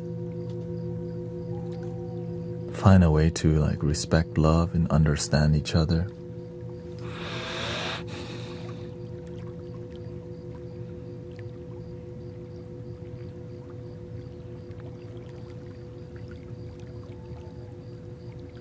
Oh, you mean this? This is a essential oil to keep my circulation going, because you know I'm sitting cross-legged for hours and my circulation, it's right, my heart rate's really low a lot of the times because I'm in a meditative thing.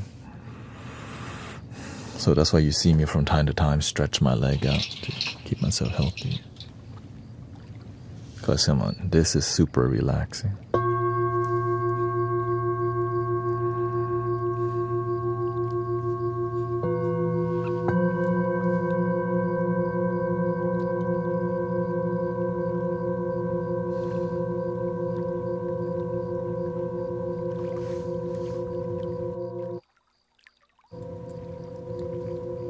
Share some life advice which you would say was the most important in your life until now.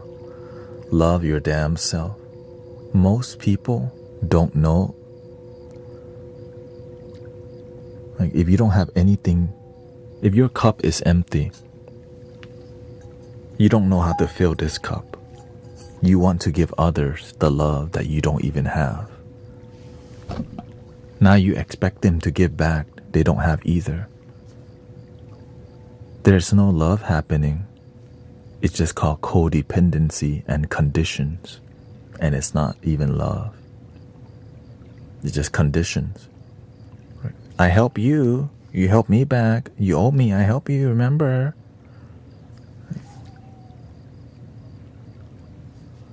Right? So when you learn to love yourself, instead of be a helpless romantic waiting for somebody to love you, cuddle you and hold your hand.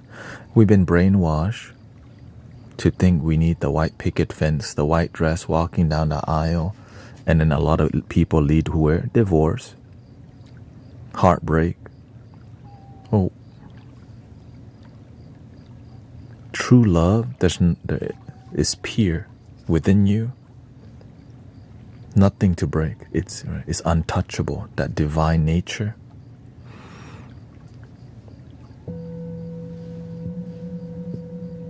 Interconnectedness. You're connected to yourself. Even if they dump you, the one person you don't dump is yourself. You still got you. Most people don't have that inner connection, so all of our life we go around chasing the booty, chasing romantic relationship, chasing somebody to love us. Come on, I don't want to die alone, please. You need to learn to count yourself and learn to love yourself. If not, then you're going to be miserable. When you don't love yourself,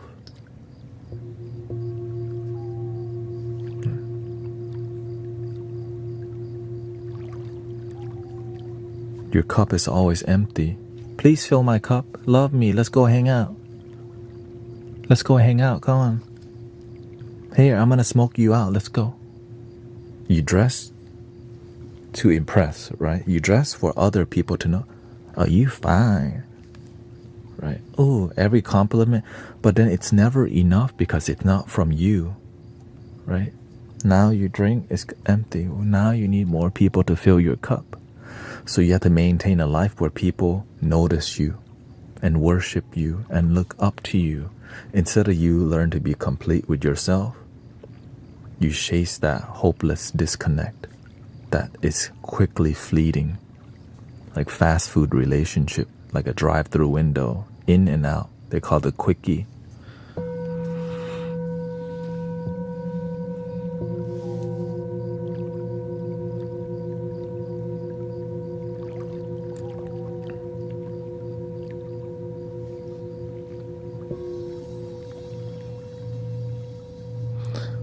Loving yourself is more about gratitude for your life than anything else. Right? Imagine this. In human reality, one day, people are born and then we die. Most people are ungrateful for just waking up today. That's the effing issue right there. They don't see how sacred life is. Right, because we take it for granted. One day we won't wake up, but you've been blessed to wake up. Say thank you for that. Or else you'll be just so disconnected from life instead of realize the preciousness of waking up. And also it's hard to realize your life is precious when everything is effed up. Because when your life is depressed and sad, all you focus on is what you don't have. She done me. Right? I'm poor, I'm broke as hell, they did me wrong. Then you focus on victim consciousness, and then you compare yourself to other people who are better than you, instead of be inspired. Or you compare to yourself who's worse than you to maintain the misery you have. At least I'm not effed up like that person. Right? So the victim consciousness keeps you at a low vibration. But when you learn to love yourself and appreciate yourself, you learn to free your mind and fulfill. That's why it's called fulfillment. You learn to fulfill yourself. You complete your own self. And you can still have relationship. When you're happier, when your energy is good, you look like you're on the dating market because your energy is good. Imagine you want to go on a date. You want to connect with people, but your energy is sad, lonely, and disconnected. Ain't nobody trying to holler. Right?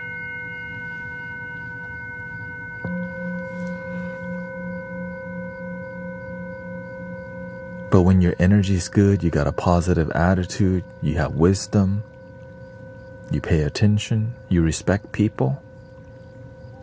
Right? That's quality connection. But immature people will look for immature connection. I just want a quickie, no vibe. I don't wanna be loved, I don't wanna be loved. I just want a quickie.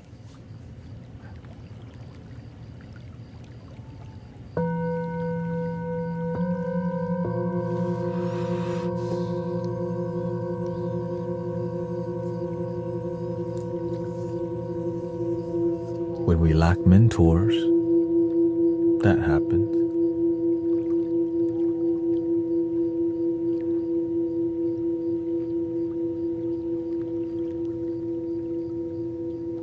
Right, when we lack community and mentors to help guide us and parents to guide us, because everyone else is doing it, sure, we're doing it, right?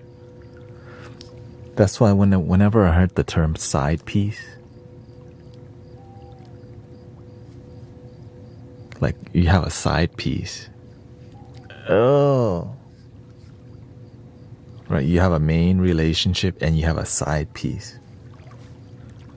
I couldn't believe people call each other a side piece. like a secondary quickie relationship.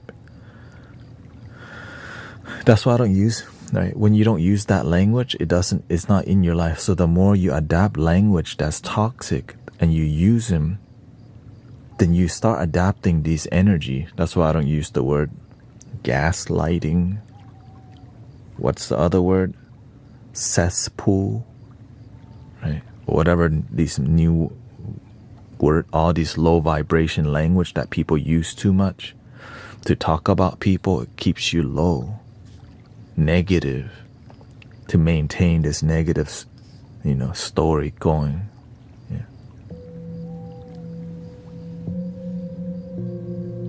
It may be true, but right, it may be true, but don't use them too much, or else you'll start adapting them into your life, and then you accept it.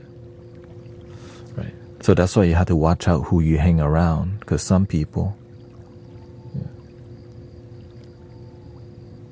yes, negative words exist, but the more you use them, the more your life becomes that way, because you're focusing too much on them. Right. You know what I mean? That's called the law of attraction. Everyone freaking knows that, and yet we don't like it because it shows us who we really are. The more you focus on negativity, the more that's what you get. So every time I see people talk about something, is this something that helps themselves and help people, or disconnects people and disconnects themselves? That's the super duper basic.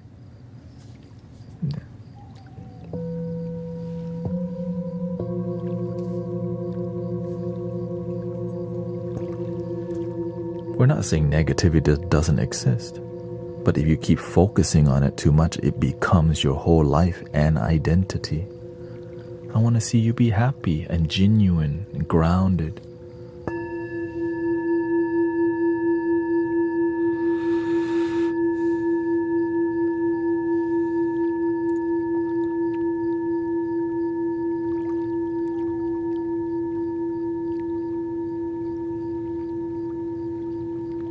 But the people with wisdom, they have one thing different.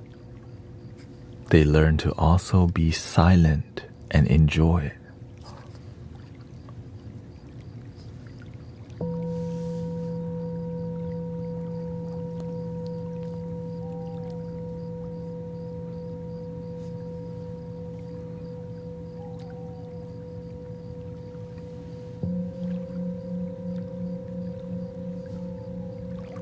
That's one piece that's missing.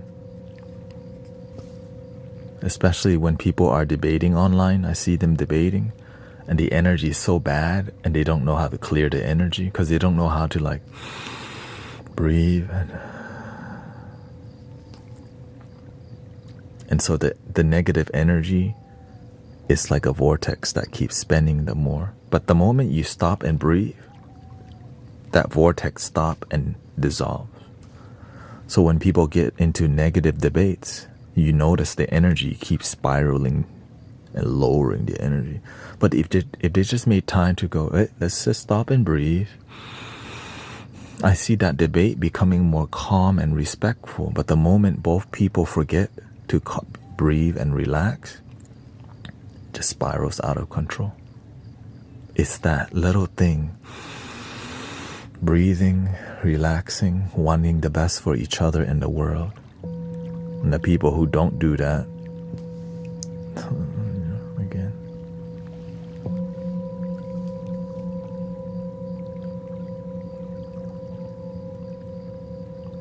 Yeah. Anger is powerful for sure. That has to be, and right, because it's a fear-based approach that is tricky to use.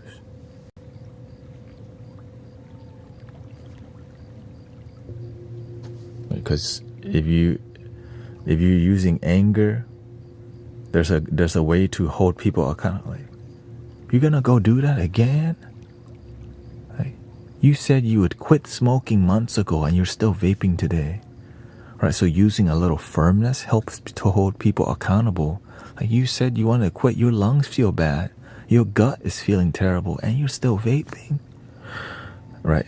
That attitude sometimes makes people go, you're right. I'm ready to make a change. But it has to be delivered with precision, or else you end up just hurting people with anger. So if you don't know what you're doing, don't use anger. It's a difficult skill to use.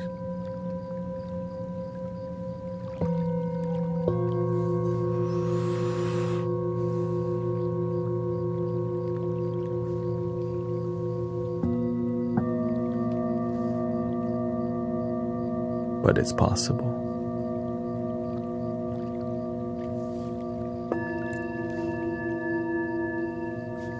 But if you use anger and you destroy people's life, it's gonna come back to you anyways. You F people up, you F yourself up. You plant mango, you get mango. You plant negativity, negativity happens back to you. You help people, people help you back. It's the nature of karma. You can't outrun it. You already did it to yourself the moment you acted on negativity. You already experienced it. It's just a matter of time. Yeah.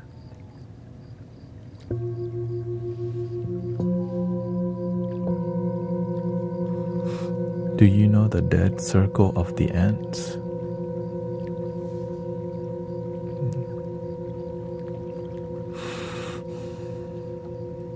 Oh, no, I never heard about the dead circle of the ants. Anger is a really clear emotion to people, because when you're happy, you don't know is it real happiness, but when someone's anger, like it's easier to fake anger than happiness. And you can use anger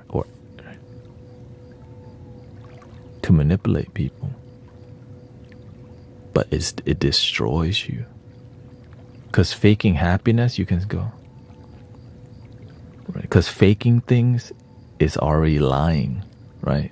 And then when you try to lie the happiness, but faking something negative, it's easier to, because it's inauthentic and the negative which matches. But if you live from the heart space, you see through it.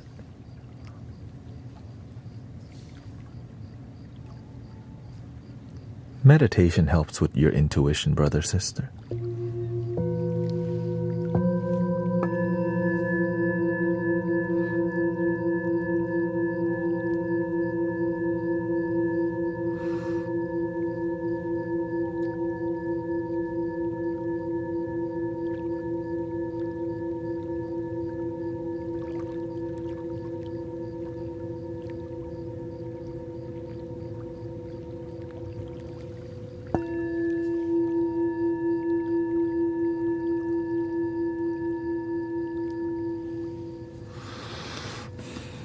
Thy inspiration asks, my girlfriend has been having nightmares during her sleep or nap time. Do you know any insight of why or what she can do to stop having it? If you have nightmares constantly, it's a reflection of how you're living your life.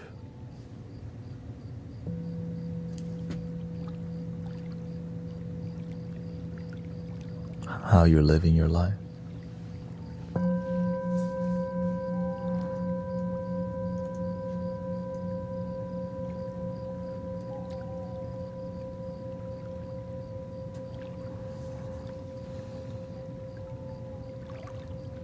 Oftentimes, first of all, when somebody has constant nightmares, the life that you're living is disharmonious. So when you go to bed and your mind's trying to organize, there's just so much to organize that it doesn't. And sadly, a lot of the times that happens is because there's substance involved. Lots of caffeine, vaping, and other substance that when you go to sleep, keeping your mind up late at night, even though your body is asleep, but you have, right? And it could be pharmaceutical and things affecting your sleep without you realizing it. And then It's down to what kind of content do you watch on your phone. Are you constantly looking at negative things? Are you constantly looking at people complain about things? Are you, when you're with your friends, are you constantly in a negative cycle? And how do you cope with that? Do you smoke? Do you eat to cope with it?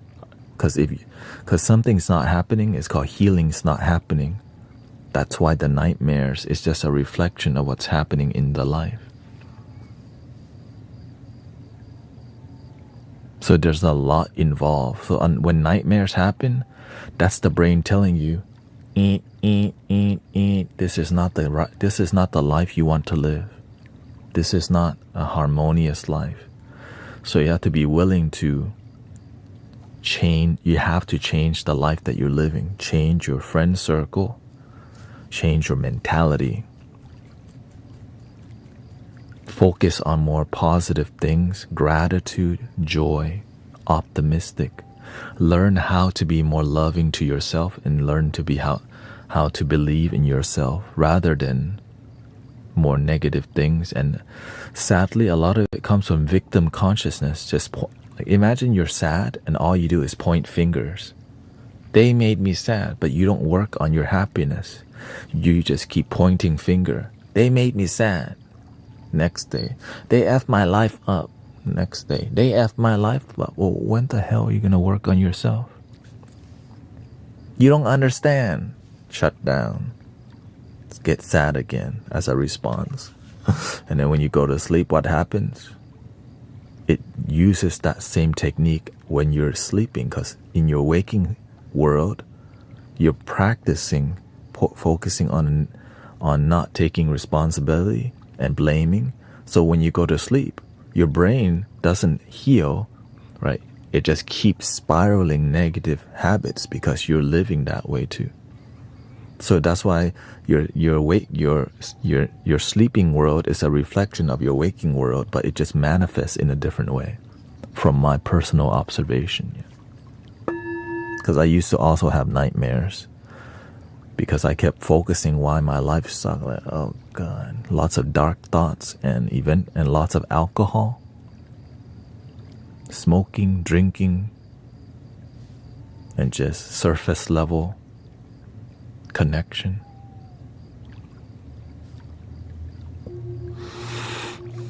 How do you quiet? I hope that helps by inspiration.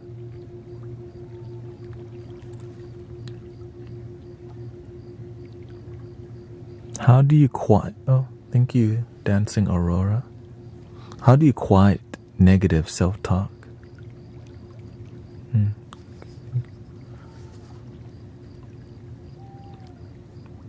That's on autopilot. I'm not aware. I'm not aware anymore. What do you mean I'm not aware anymore? I used to have constant negative self-talk for myself. You have to replace it with conscious positive self-talk. Right? If you're naturally thinking negative,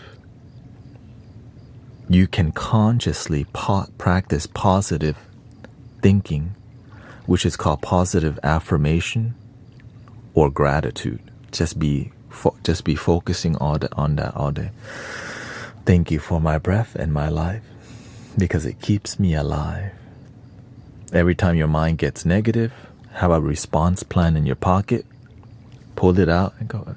Number 1, breathe. Take your time. For real. Then step 2, negotiate with yourself towards positivity, because you're working on being a positive person. Do your best. It's not worth it.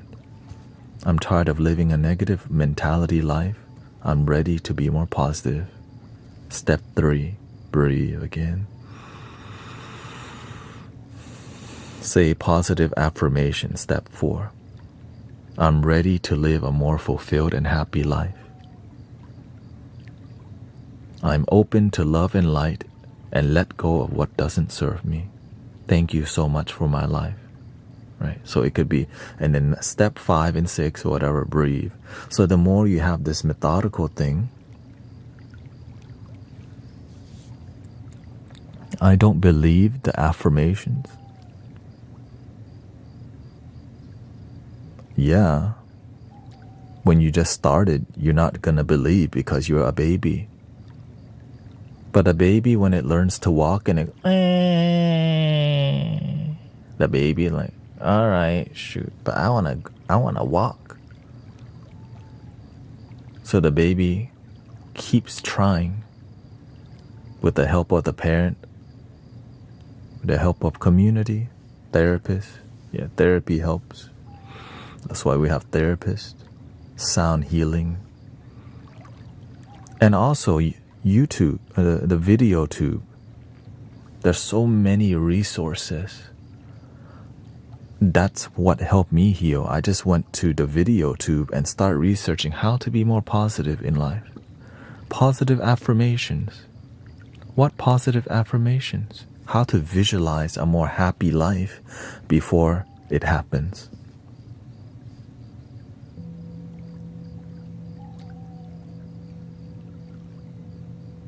If you just commit to your life for 1 year, every day, just commit to love, light, joy, your life would transform completely.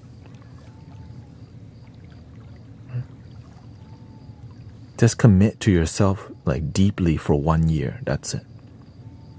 At the end of that, you'll realize, why would I want to stop at 1 year? Why don't I commit to improving my life for the rest of my life?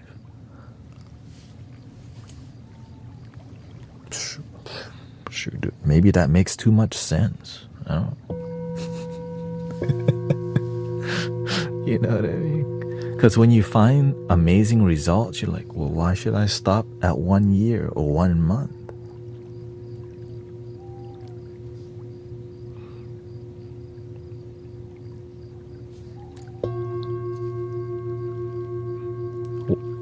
Yeah. So you just gotta do what you can, right? My first spiritual devotion was like, okay, I'm gonna meditate for 3 days straight.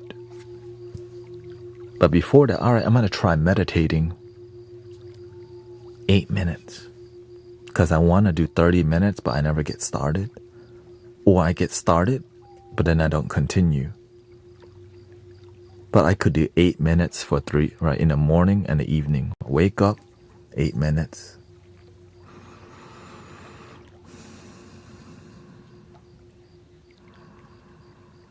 Evening, 8 minutes. After 3 days, I'm like, something's working. Whatever it is, it's working. Okay, let me try a week. All right, so I try meditating for a week. Something's really working. I'm feeling more positive. What the?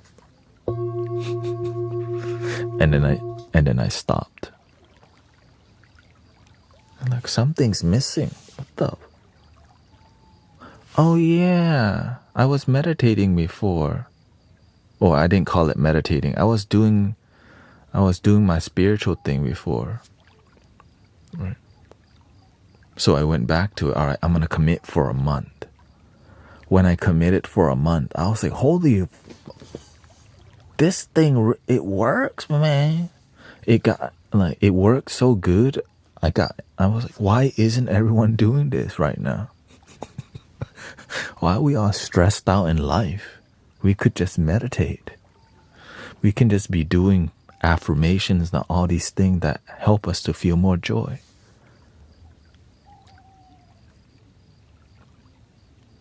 So that's what I live my life to do now. Help people with that. 10 years later. Let's just say 8 to 9 years later.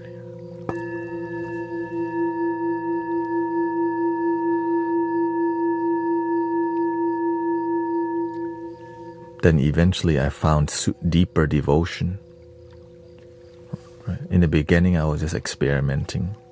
Why should I even meditate? I don't want to. I'd rather play Call of Duty or play Team Fortress 2. I want to be the engineer. Yeah, build turrets. Think, think, think. My turret is now level 3. Right. And so, but instead, like, you know what? I'm trying to change my life.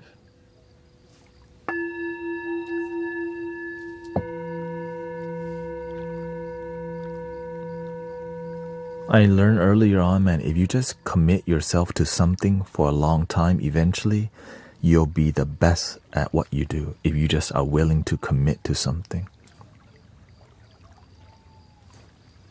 Ta-ta-da, ta-ta-da. Maybe your thing is guitar.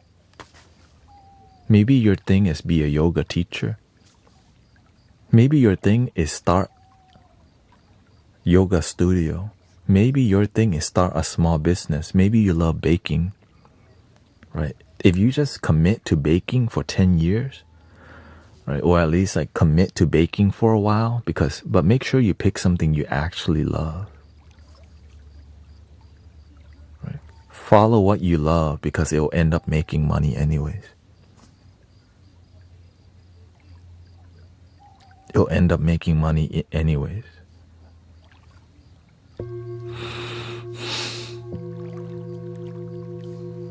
This you'll eventually find a way.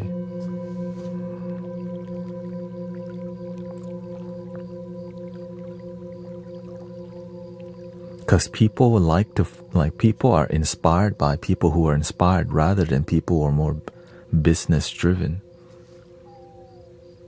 Right? The genuine enthusiasm for what they do inspires people. Right? Like when people come here and they hear me talk about the flutes, they're like, shoot, I'm trying to buy a flute today. You know what I mean? Like, shoot, I'm trying to buy some singing bowls today, bro. I'm trying to get some new microphones now.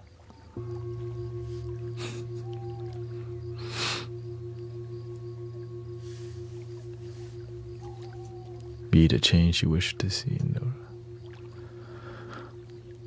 No, I don't sell flutes yet. I do send people flutes who are committed. Have you tried yoga nidra? I think I already practiced something like that, but I just don't have a name for it.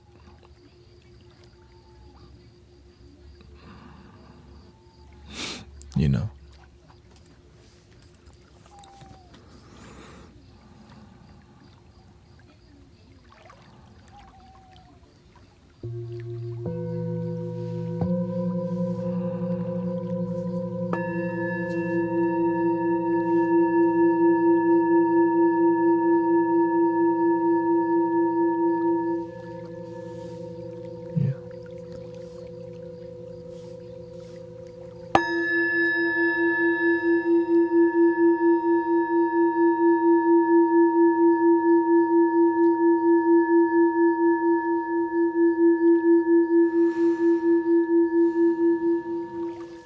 The reason I don't focus on selling stuff is because it disrupts the healing energy.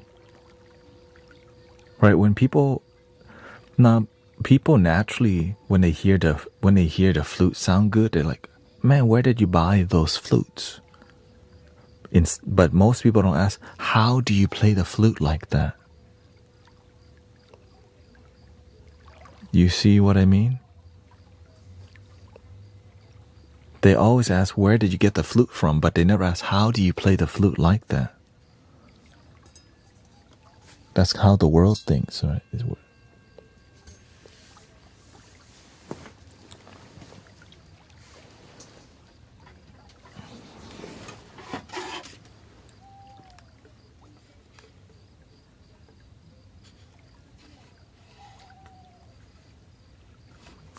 I have a good-natured advice TikTok video until they say sign up for. Exactly. That is what is prevalent everywhere. Link in my bio.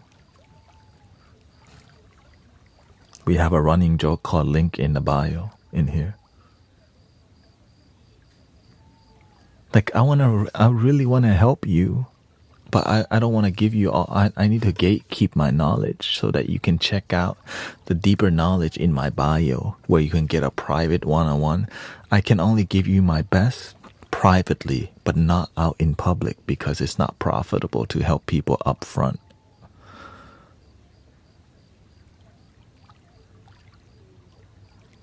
That's what they're really saying.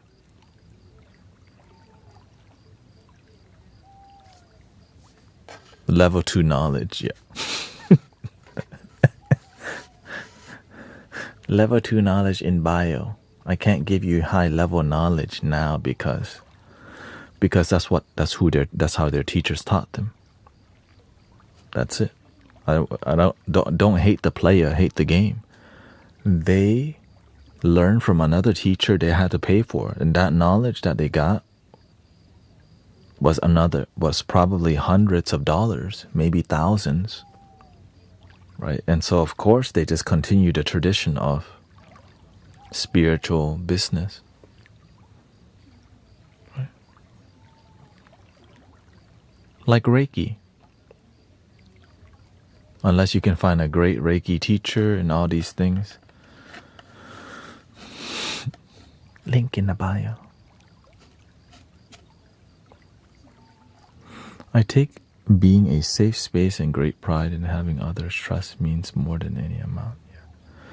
And the reason also is because we have visions about great money in our life where we have to maintain our life. Like we have to chase the money because we've designed our life to have so many bills, because, so it's in conflict.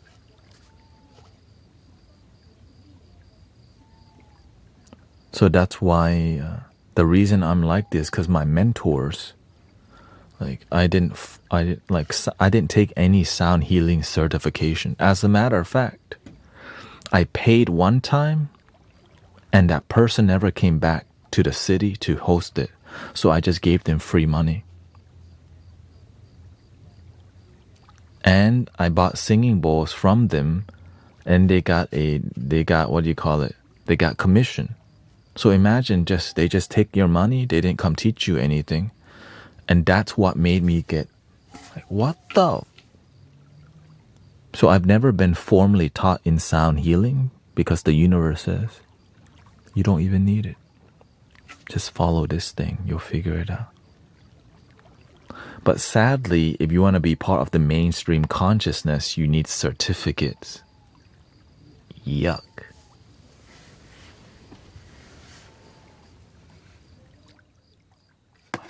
My certificates.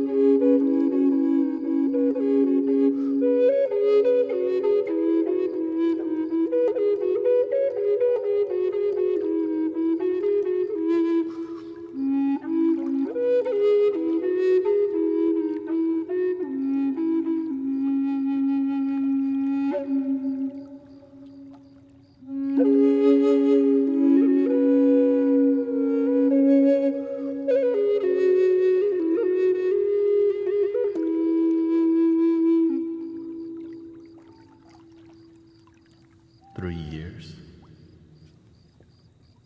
I remember I only had 2 flutes at that time and I didn't sound good at all. 3 years ago. I was like, man, you sound like the flute sounds good, but I didn't sound that great. But I just kept practicing because the universe. In our group locally, we have a crystal bowl player. We have Brother Sean playing the handpan and Tibetan bowl. And then we have Brother Charles playing the drum. We don't need 2 crystal bowl practitioners. I have flutes. So I slowly just kept practicing more and more and more and more. And eventually something cracked. Like just the diamond. I just started polishing it and it started to shine. And I was like, okay, what the?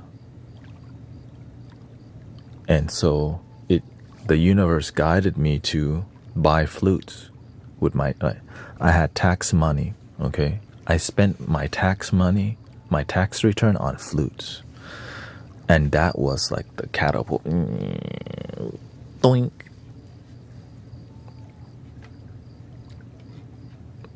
And then I practiced more and more and more until because I don't want to sound like crap.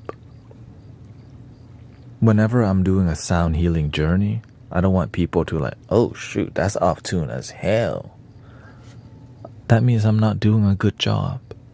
When I'm singing and my voice is like not constantly peaceful, people are like, oh shoot, a cat just died. No. Oh, I'm working on it. Sorry. Yeah. So I just, but I'm willing to sing off tune because it leads me to singing on tune. I'm willing to play the flute like, oh shoot, because the universe gives you a platform. Because everything I do is for free. They didn't pay to be there. So it made me go, it's free, yeah. You can complain all you want, but you didn't pay to be here, so I'm gonna do what I want. And over time, I just got better. Yeah. Some days,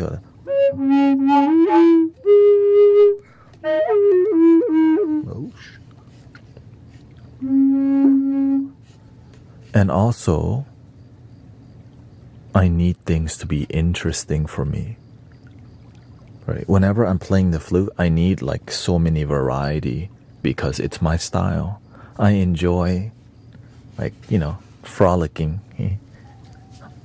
So when I'm playing the flute, I have like, it's a frolicking style. It's either slow frolicking or it's fast frolicking.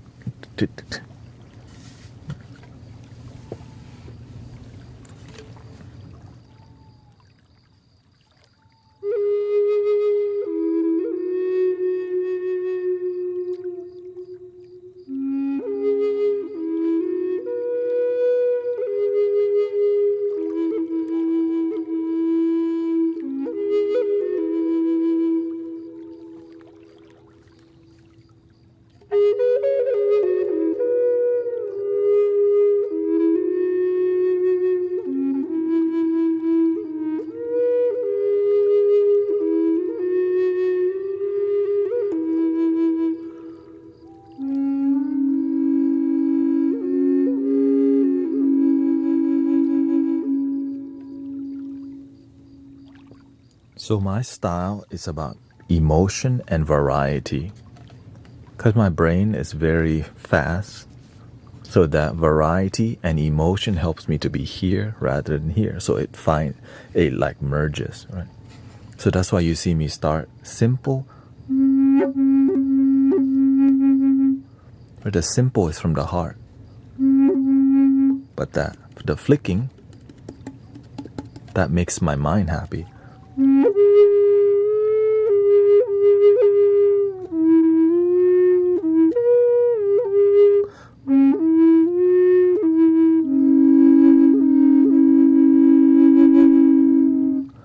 the vibrato helps to make my heart and mind happy, because like it's soothing, but there's still some stimulation coming from the.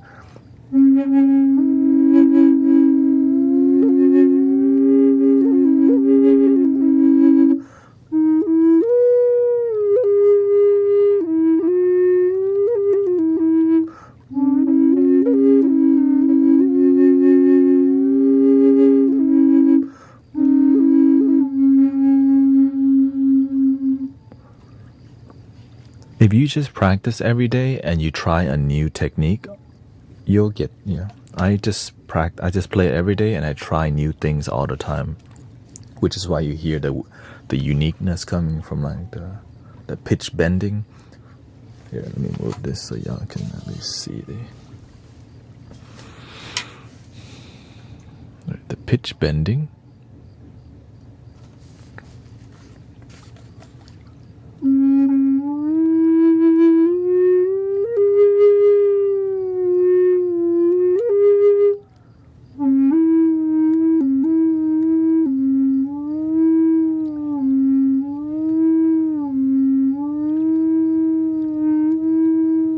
Right, just one hole right there.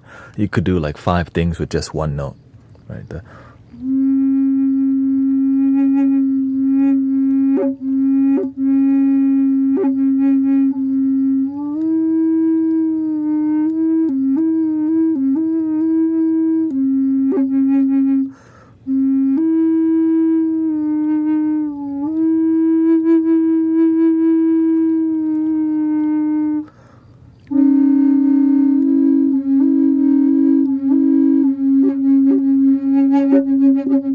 you can aggressively do the vibrato.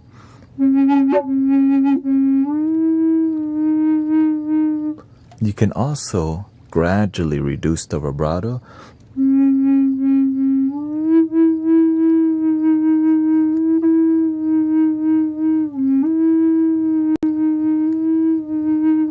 And then you could do that with both pipes.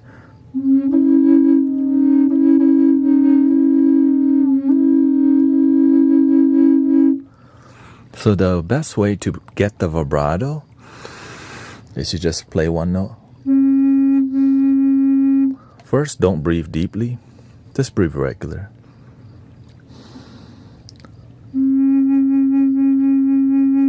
And from your stomach,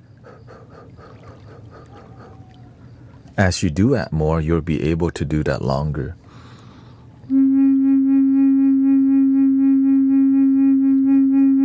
When you breathe too deeply, you focus more here, right? You feel pressure here, but if you don't, you do stomach breathing.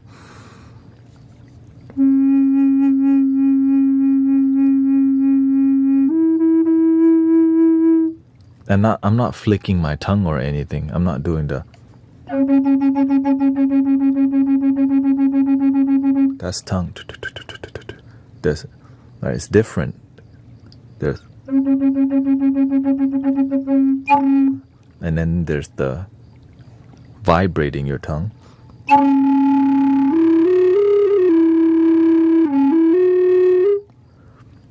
The vibrato comes from the.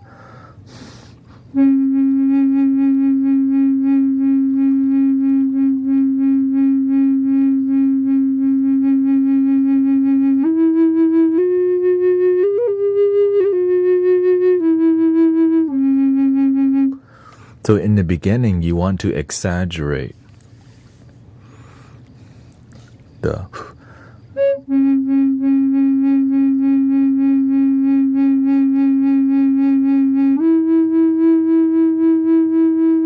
Thank you, Amber.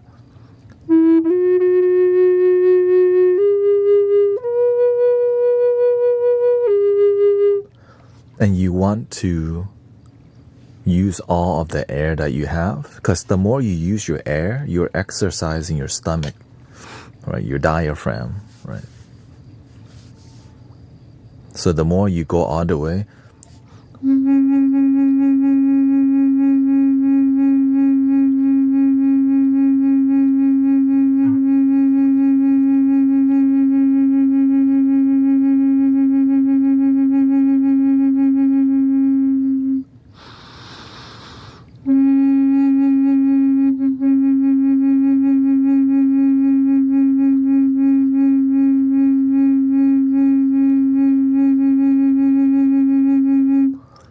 in the beginning you want to do any rhythm, but as you get better, then you can start doing the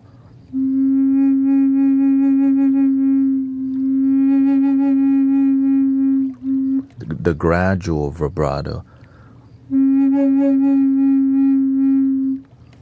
Also, you can also work on volume control and gradual increase, right?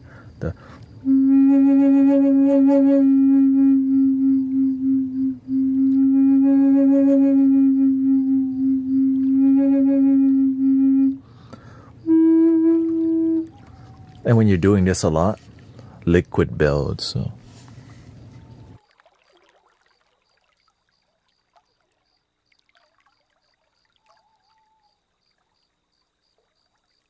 So the way you get rid of that is you cover the hole halfway, you turn it upside down. Okay, see? You turn the flute upside down.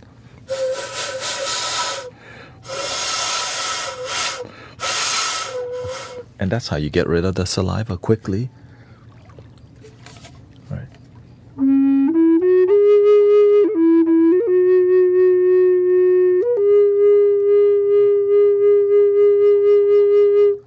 Eventually, you get used to having stomach pressure in your diaphragm, right? It's like doing ab workout, but it's not so intense. It's like a gentle pressure here.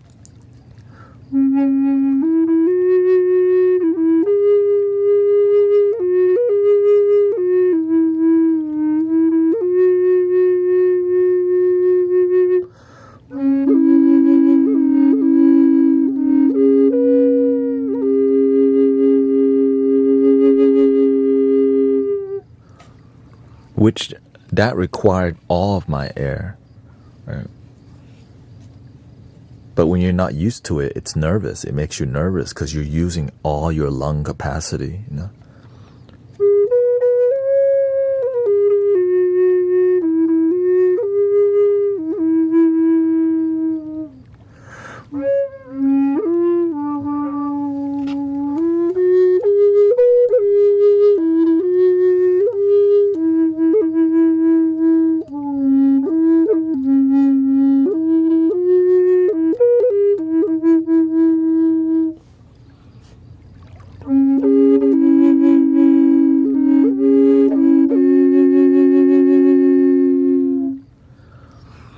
And as you can see, I'm always working on fading everything in and out because that fade makes everything so professional, right? It's a bunch of little details that add up and then making it look easy by not looking so like...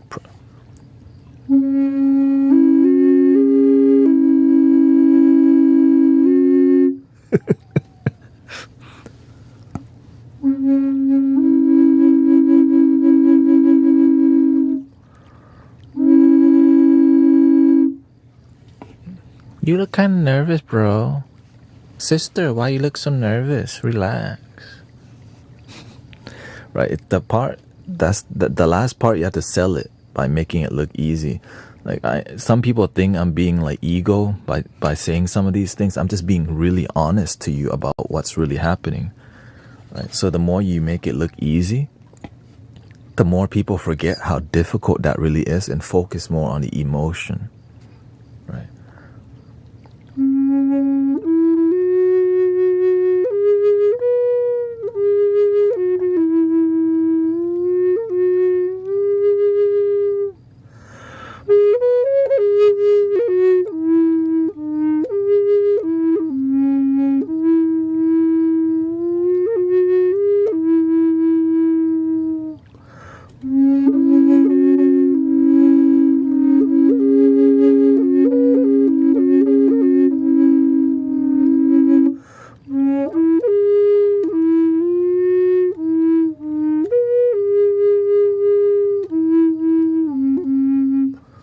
And then when you add reverb to that,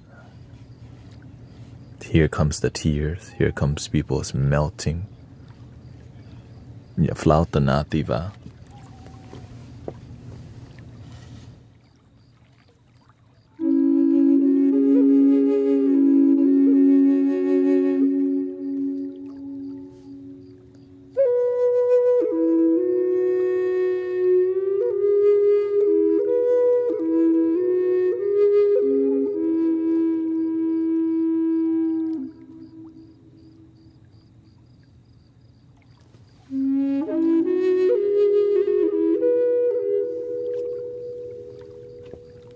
here's the last part, okay? I have really good audio equipment and miking techniques that I've refined over years also. That has to be said. It took me a long time to figure out how to make it sound good live in person and online. Because in the beginning it didn't sound like this, but over time I'm like, how can I make it sound the best that I can? So that's what you're listening to 4 microphones right now if you're not aware, and it's picking up. So some of the sound comes out here. Some of the sound comes out around this area. The sound breaks here and it like does this cone thing here. Wink. So when I play down here,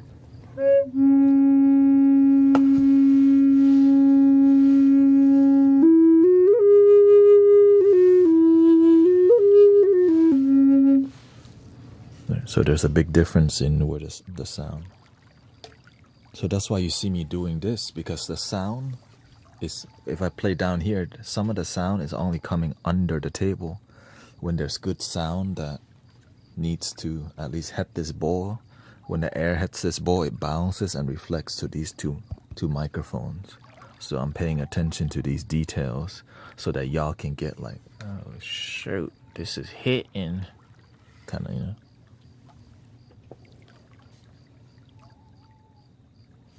Real talk.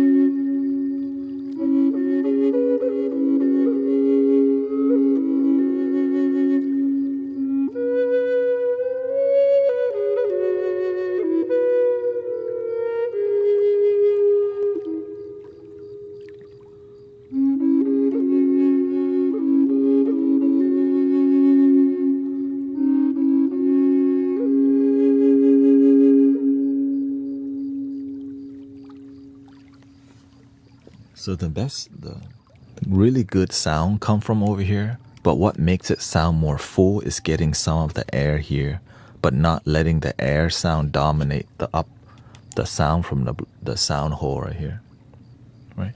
So that's why you have to, again, whether you realize it or not, I'm monitoring everything, right, on here.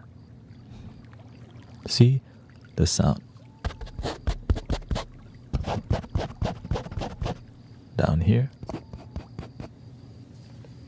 So it's a lot of awareness of what's going to your ear. And also even my distance, right? If I notice the sound's getting too hazy, what DAW you, right now I'm not using any DAW. What I am using to compose music is called a loop station. Right, that's what you're hearing from.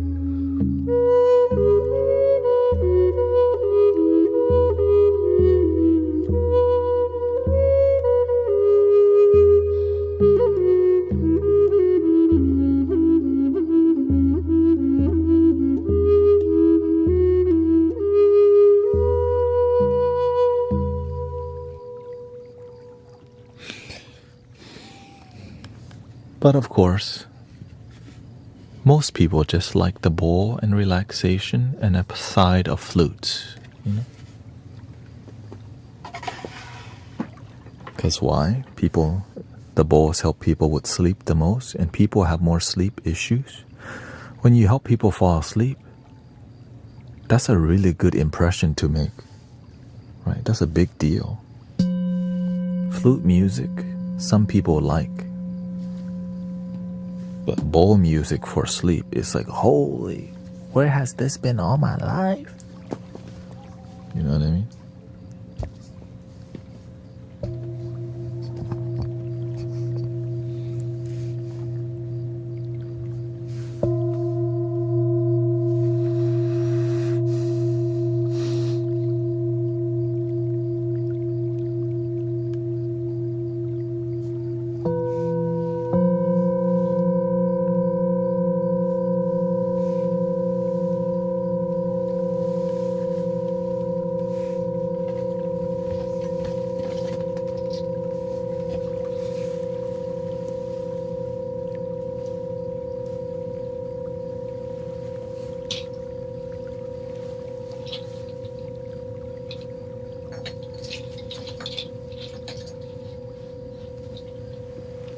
But if it gets really tricky, you know,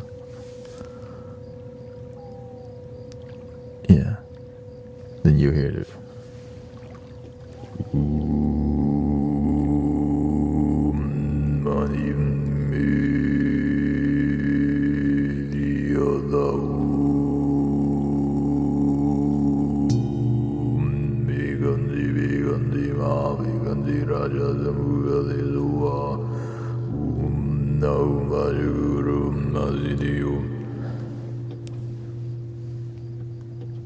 I only do that when it's appropriate, because people don't know what that is. They don't know how to listen to it. But the people that do, you're like, more.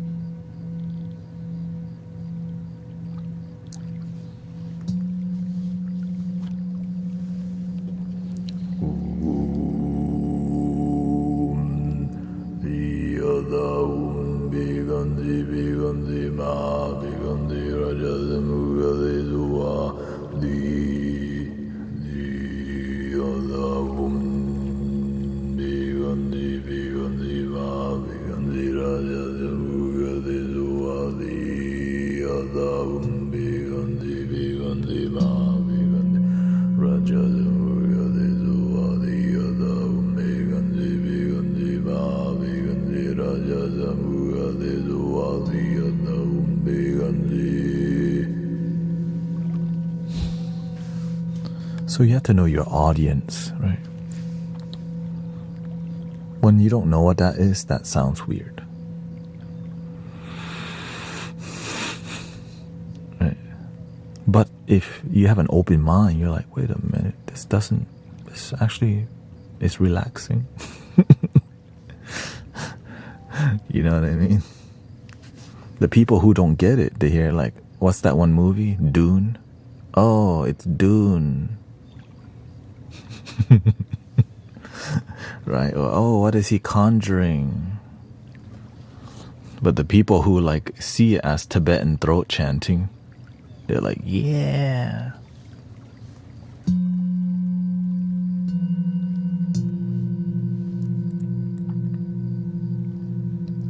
That being said, let's do a little bit of, I kind of miss it. I think we should do some of that. What do you think?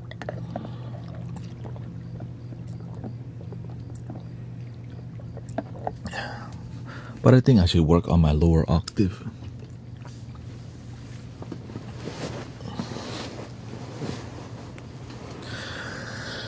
and drum, because that's what is the most inspiring thing to me right now.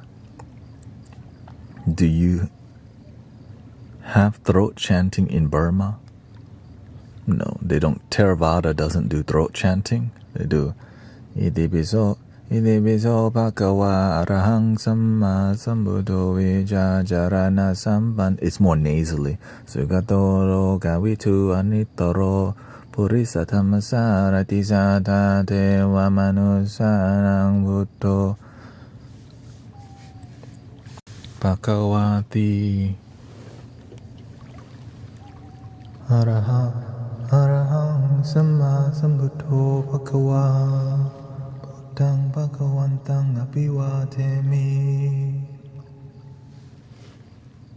Because I grew up with Theravada Buddhism. But I just follow love that works.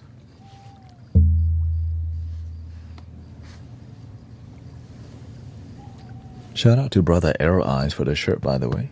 Arrow Eyes. Spiritual sounds.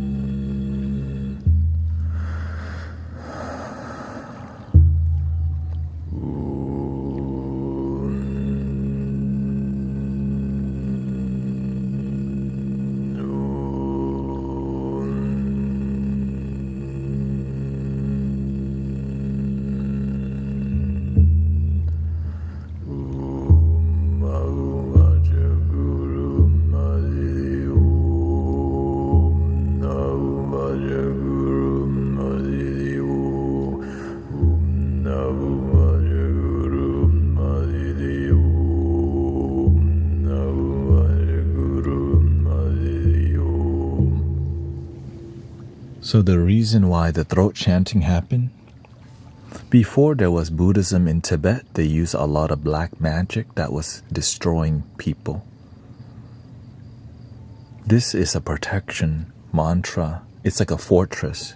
It's like a fortress that protects you from all this negative thinking, negative, right? The more people believe in black magic, which is just negativity, right? Negative thoughts that are demonic, it exists.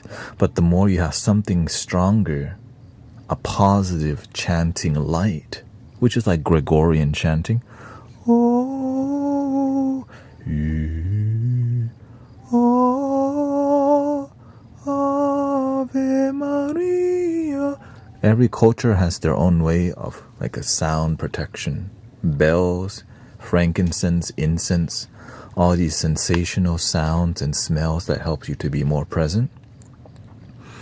But some places just had a lot more negative energy, so you're going to need a lot more energetic, which is why this is called Tibetan singing bowl.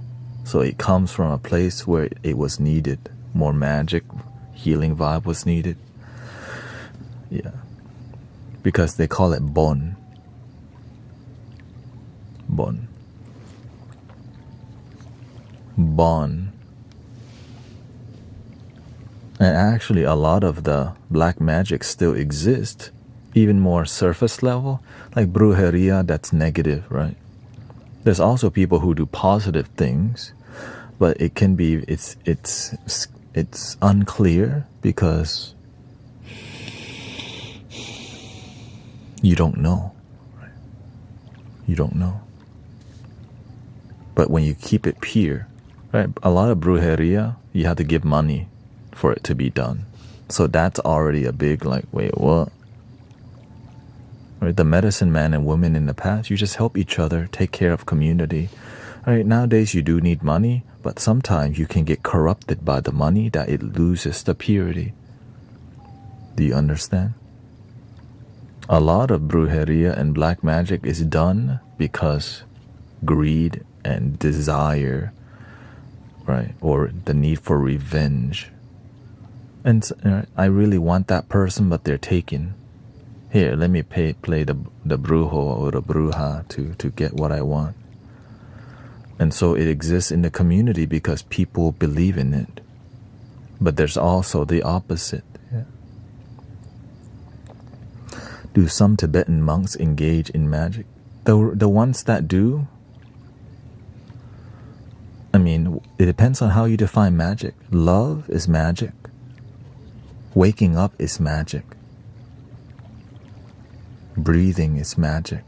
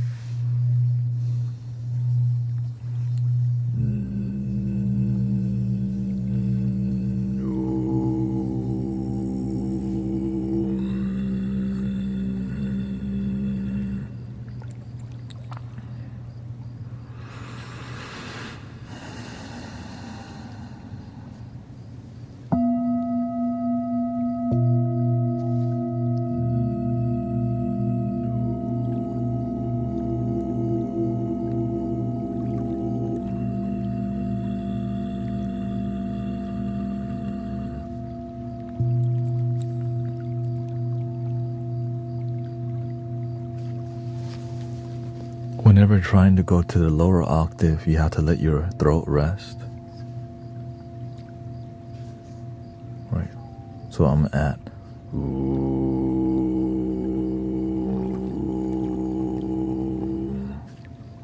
C right now, but I'm forcing my throat too much, which is preventing me from vibrating my throat in a slower manner.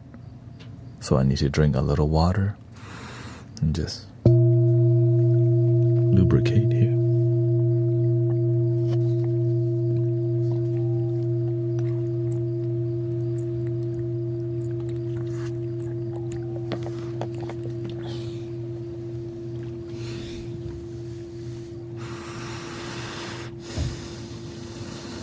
Let your throat settle.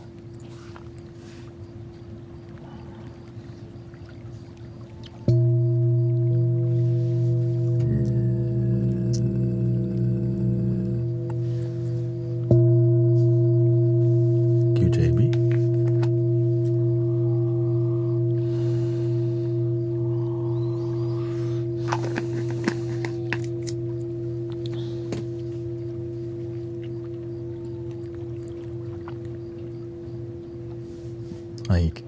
I usually first keep your body really still and just start right at the lowest part of your throat that you can control, and just you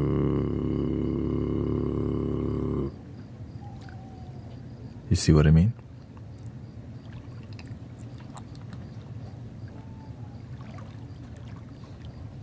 At the lowest part of your throat.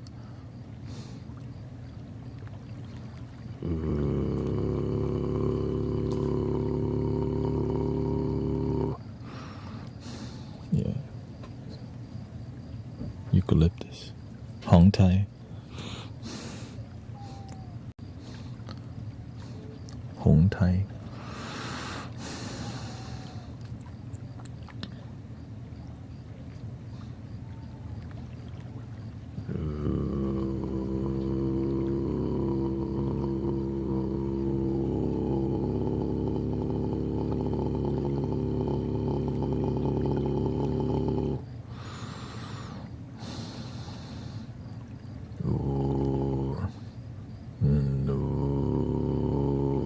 Try not to move your tongue too much in the beginning, because you want it to, because moving anything takes you away from the root of the lowest part of your throat that you could vibrate. For example,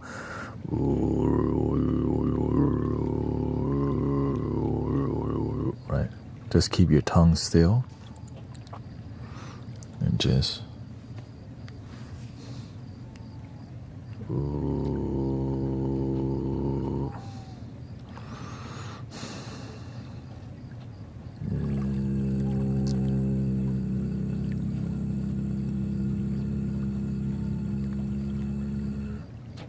when it stops vibrating and it gets flat, then you just stop. Relax it. This bowl is in the key of B, right, lower than my tone.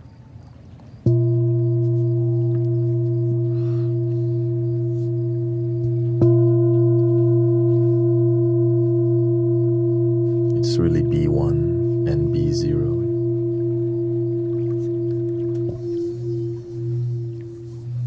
Or B2, excuse me.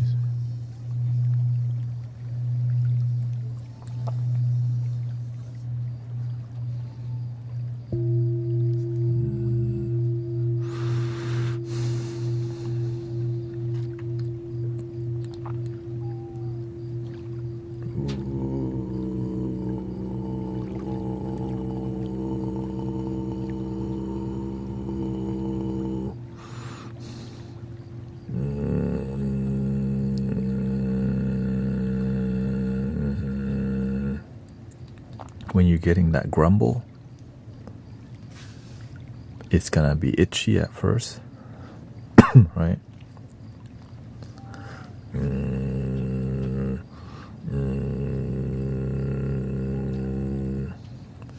That's, you're going in the right direction when it does the grumble.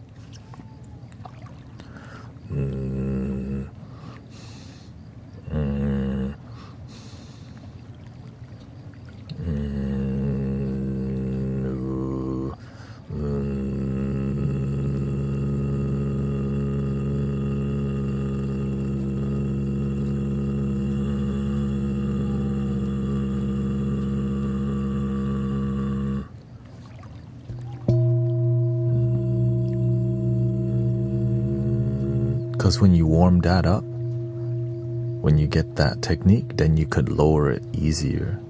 But getting that grumble,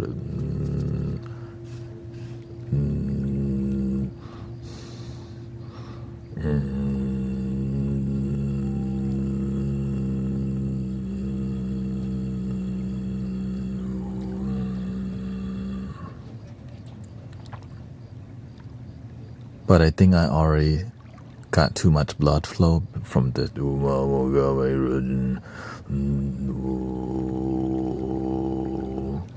yeah. I already exercised it, so now I just have to wait for it to rest, and I'll start again.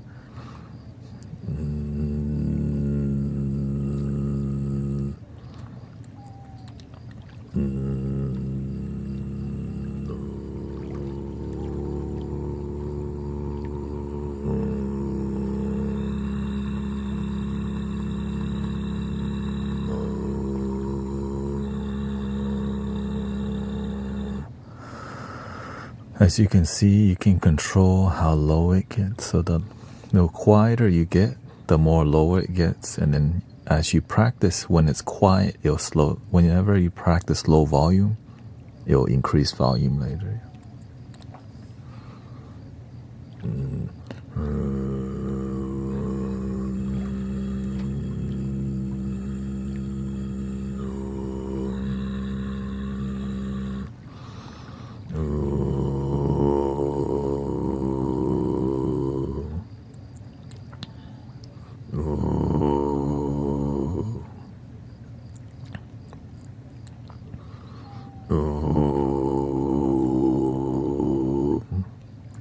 Not that raspy, yeah. Usually whenever I do the low tone, I don't do the whole mantra journey. Because what that does, it brings too much blood flow everywhere around my vocal cord. When you're going really low, you want to keep everything else relaxed, but just kind of focus on this one spot. And just, right, when you go, when you're going that technique, it's like you're dropping into a particular part of your throat and just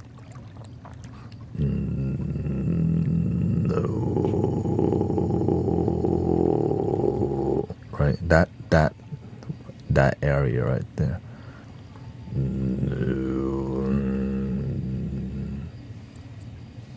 Anyways,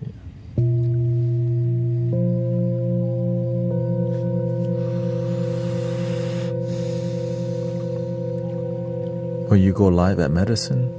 Possibly, yeah.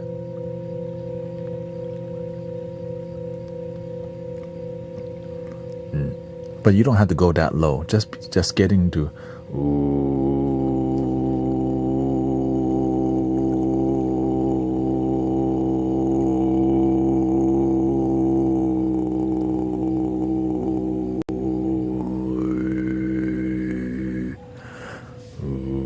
and you can just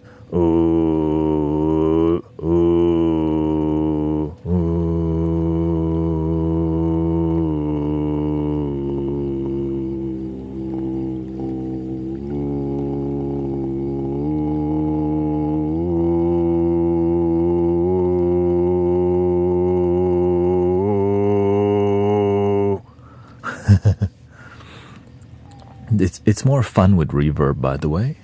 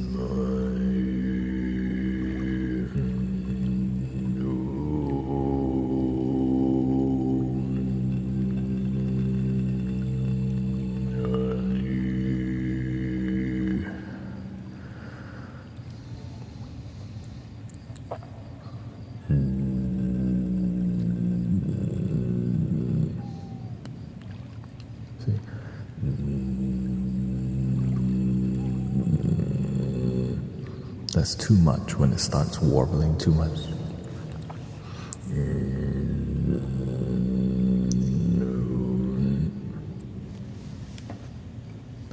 Liquid. Just a little bit, or else you end up burping a lot.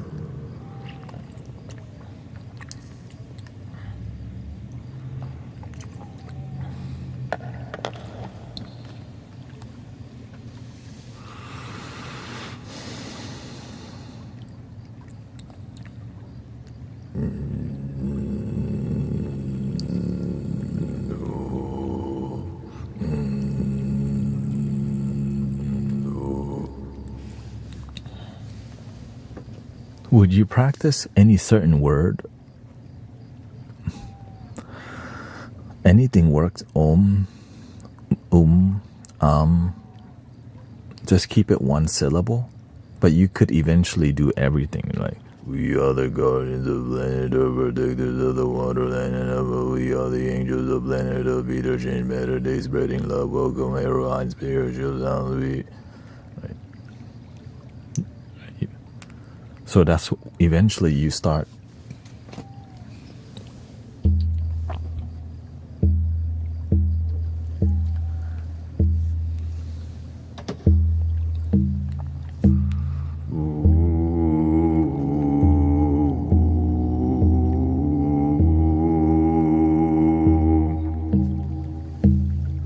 We are the guardians of planet Earth, protectors of the waterland and above.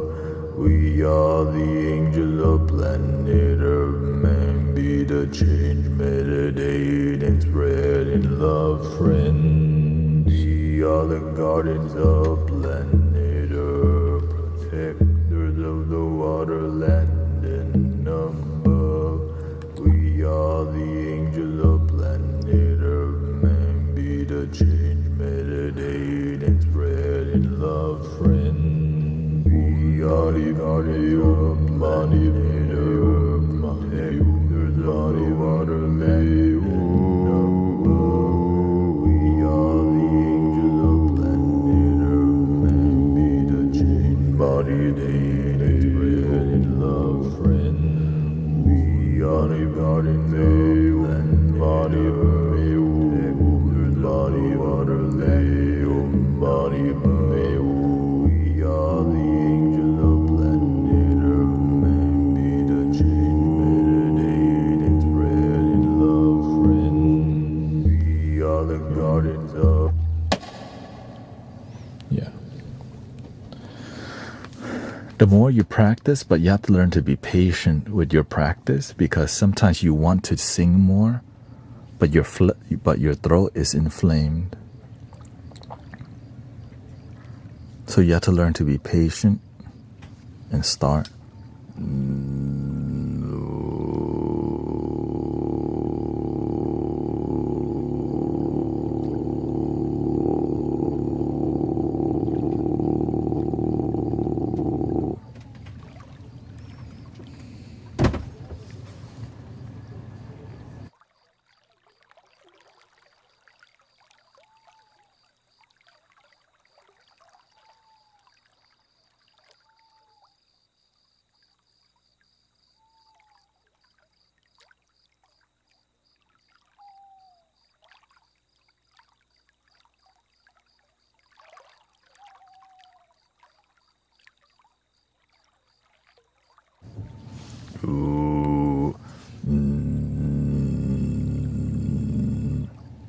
If you can see, as you see, when my throat's warmed up and I rest a little bit, it allows you to go.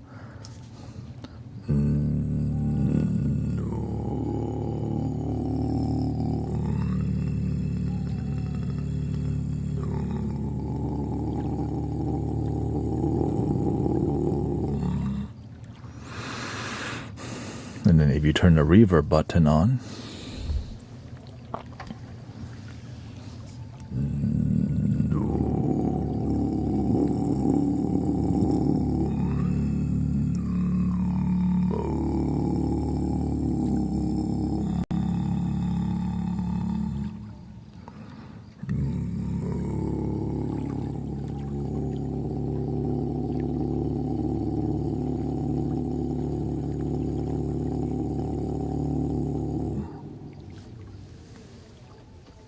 I try to make it sound acoustically pleasing because we are sound healers, right? That's my, but you don't have to be like you can just be, right? Because whenever you make it acoustically sounding good, it makes people feel something unique. But you can just,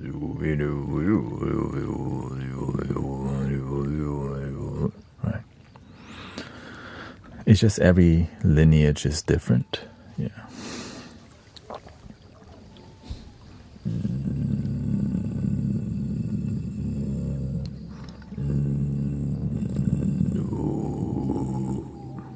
Too much, right?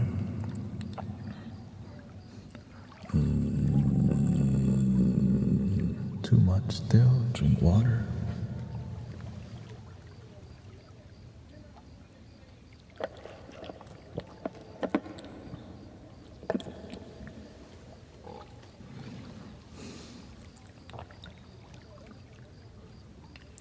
Calm everything first. Center everything.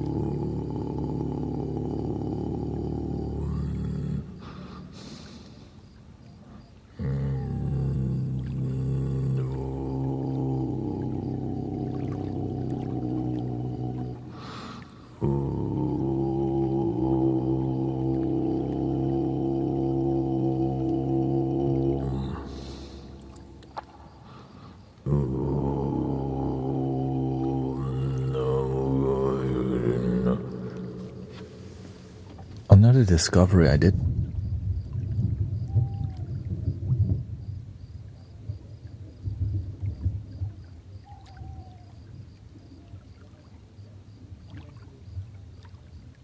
Another discovery I did find is that if you use some mantras, it helps you get lower, right? Like Om Mani Padme Hum does get you low, but when you use like the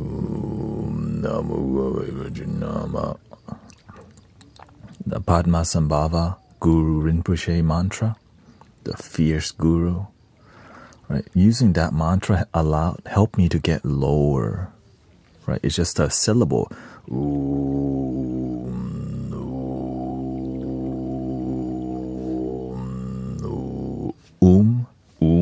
Rather than om, right?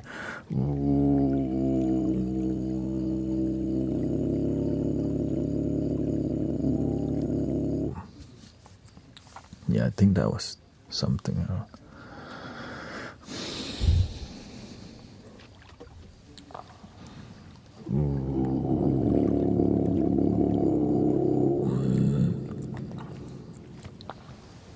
But anyways, I hope you enjoyed that. Yes, I won't be streaming this week till next week. I'm about to go to the grocery store with Grace right now to get the camping supply. I hope you enjoy learning about throat chanting and throat singing, which is a secret technique that if you don't have somebody constantly teaching you,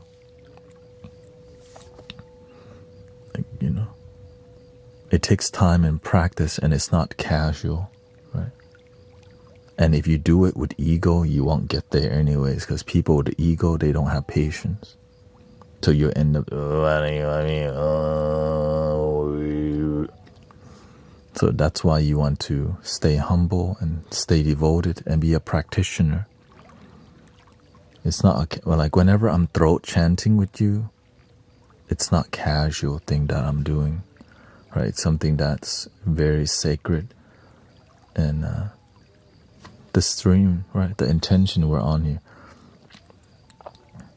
So treat it with respect, and you can help a lot of people with vibration.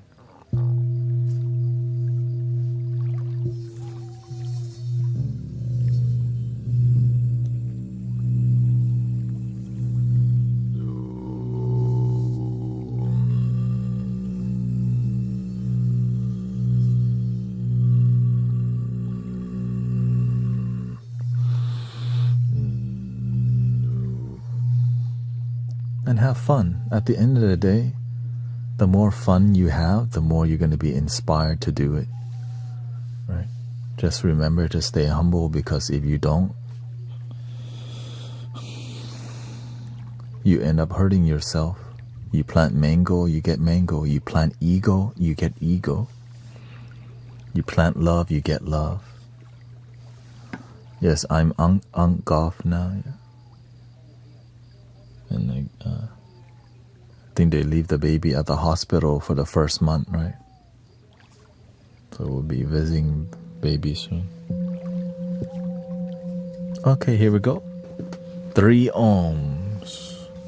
Breathing in.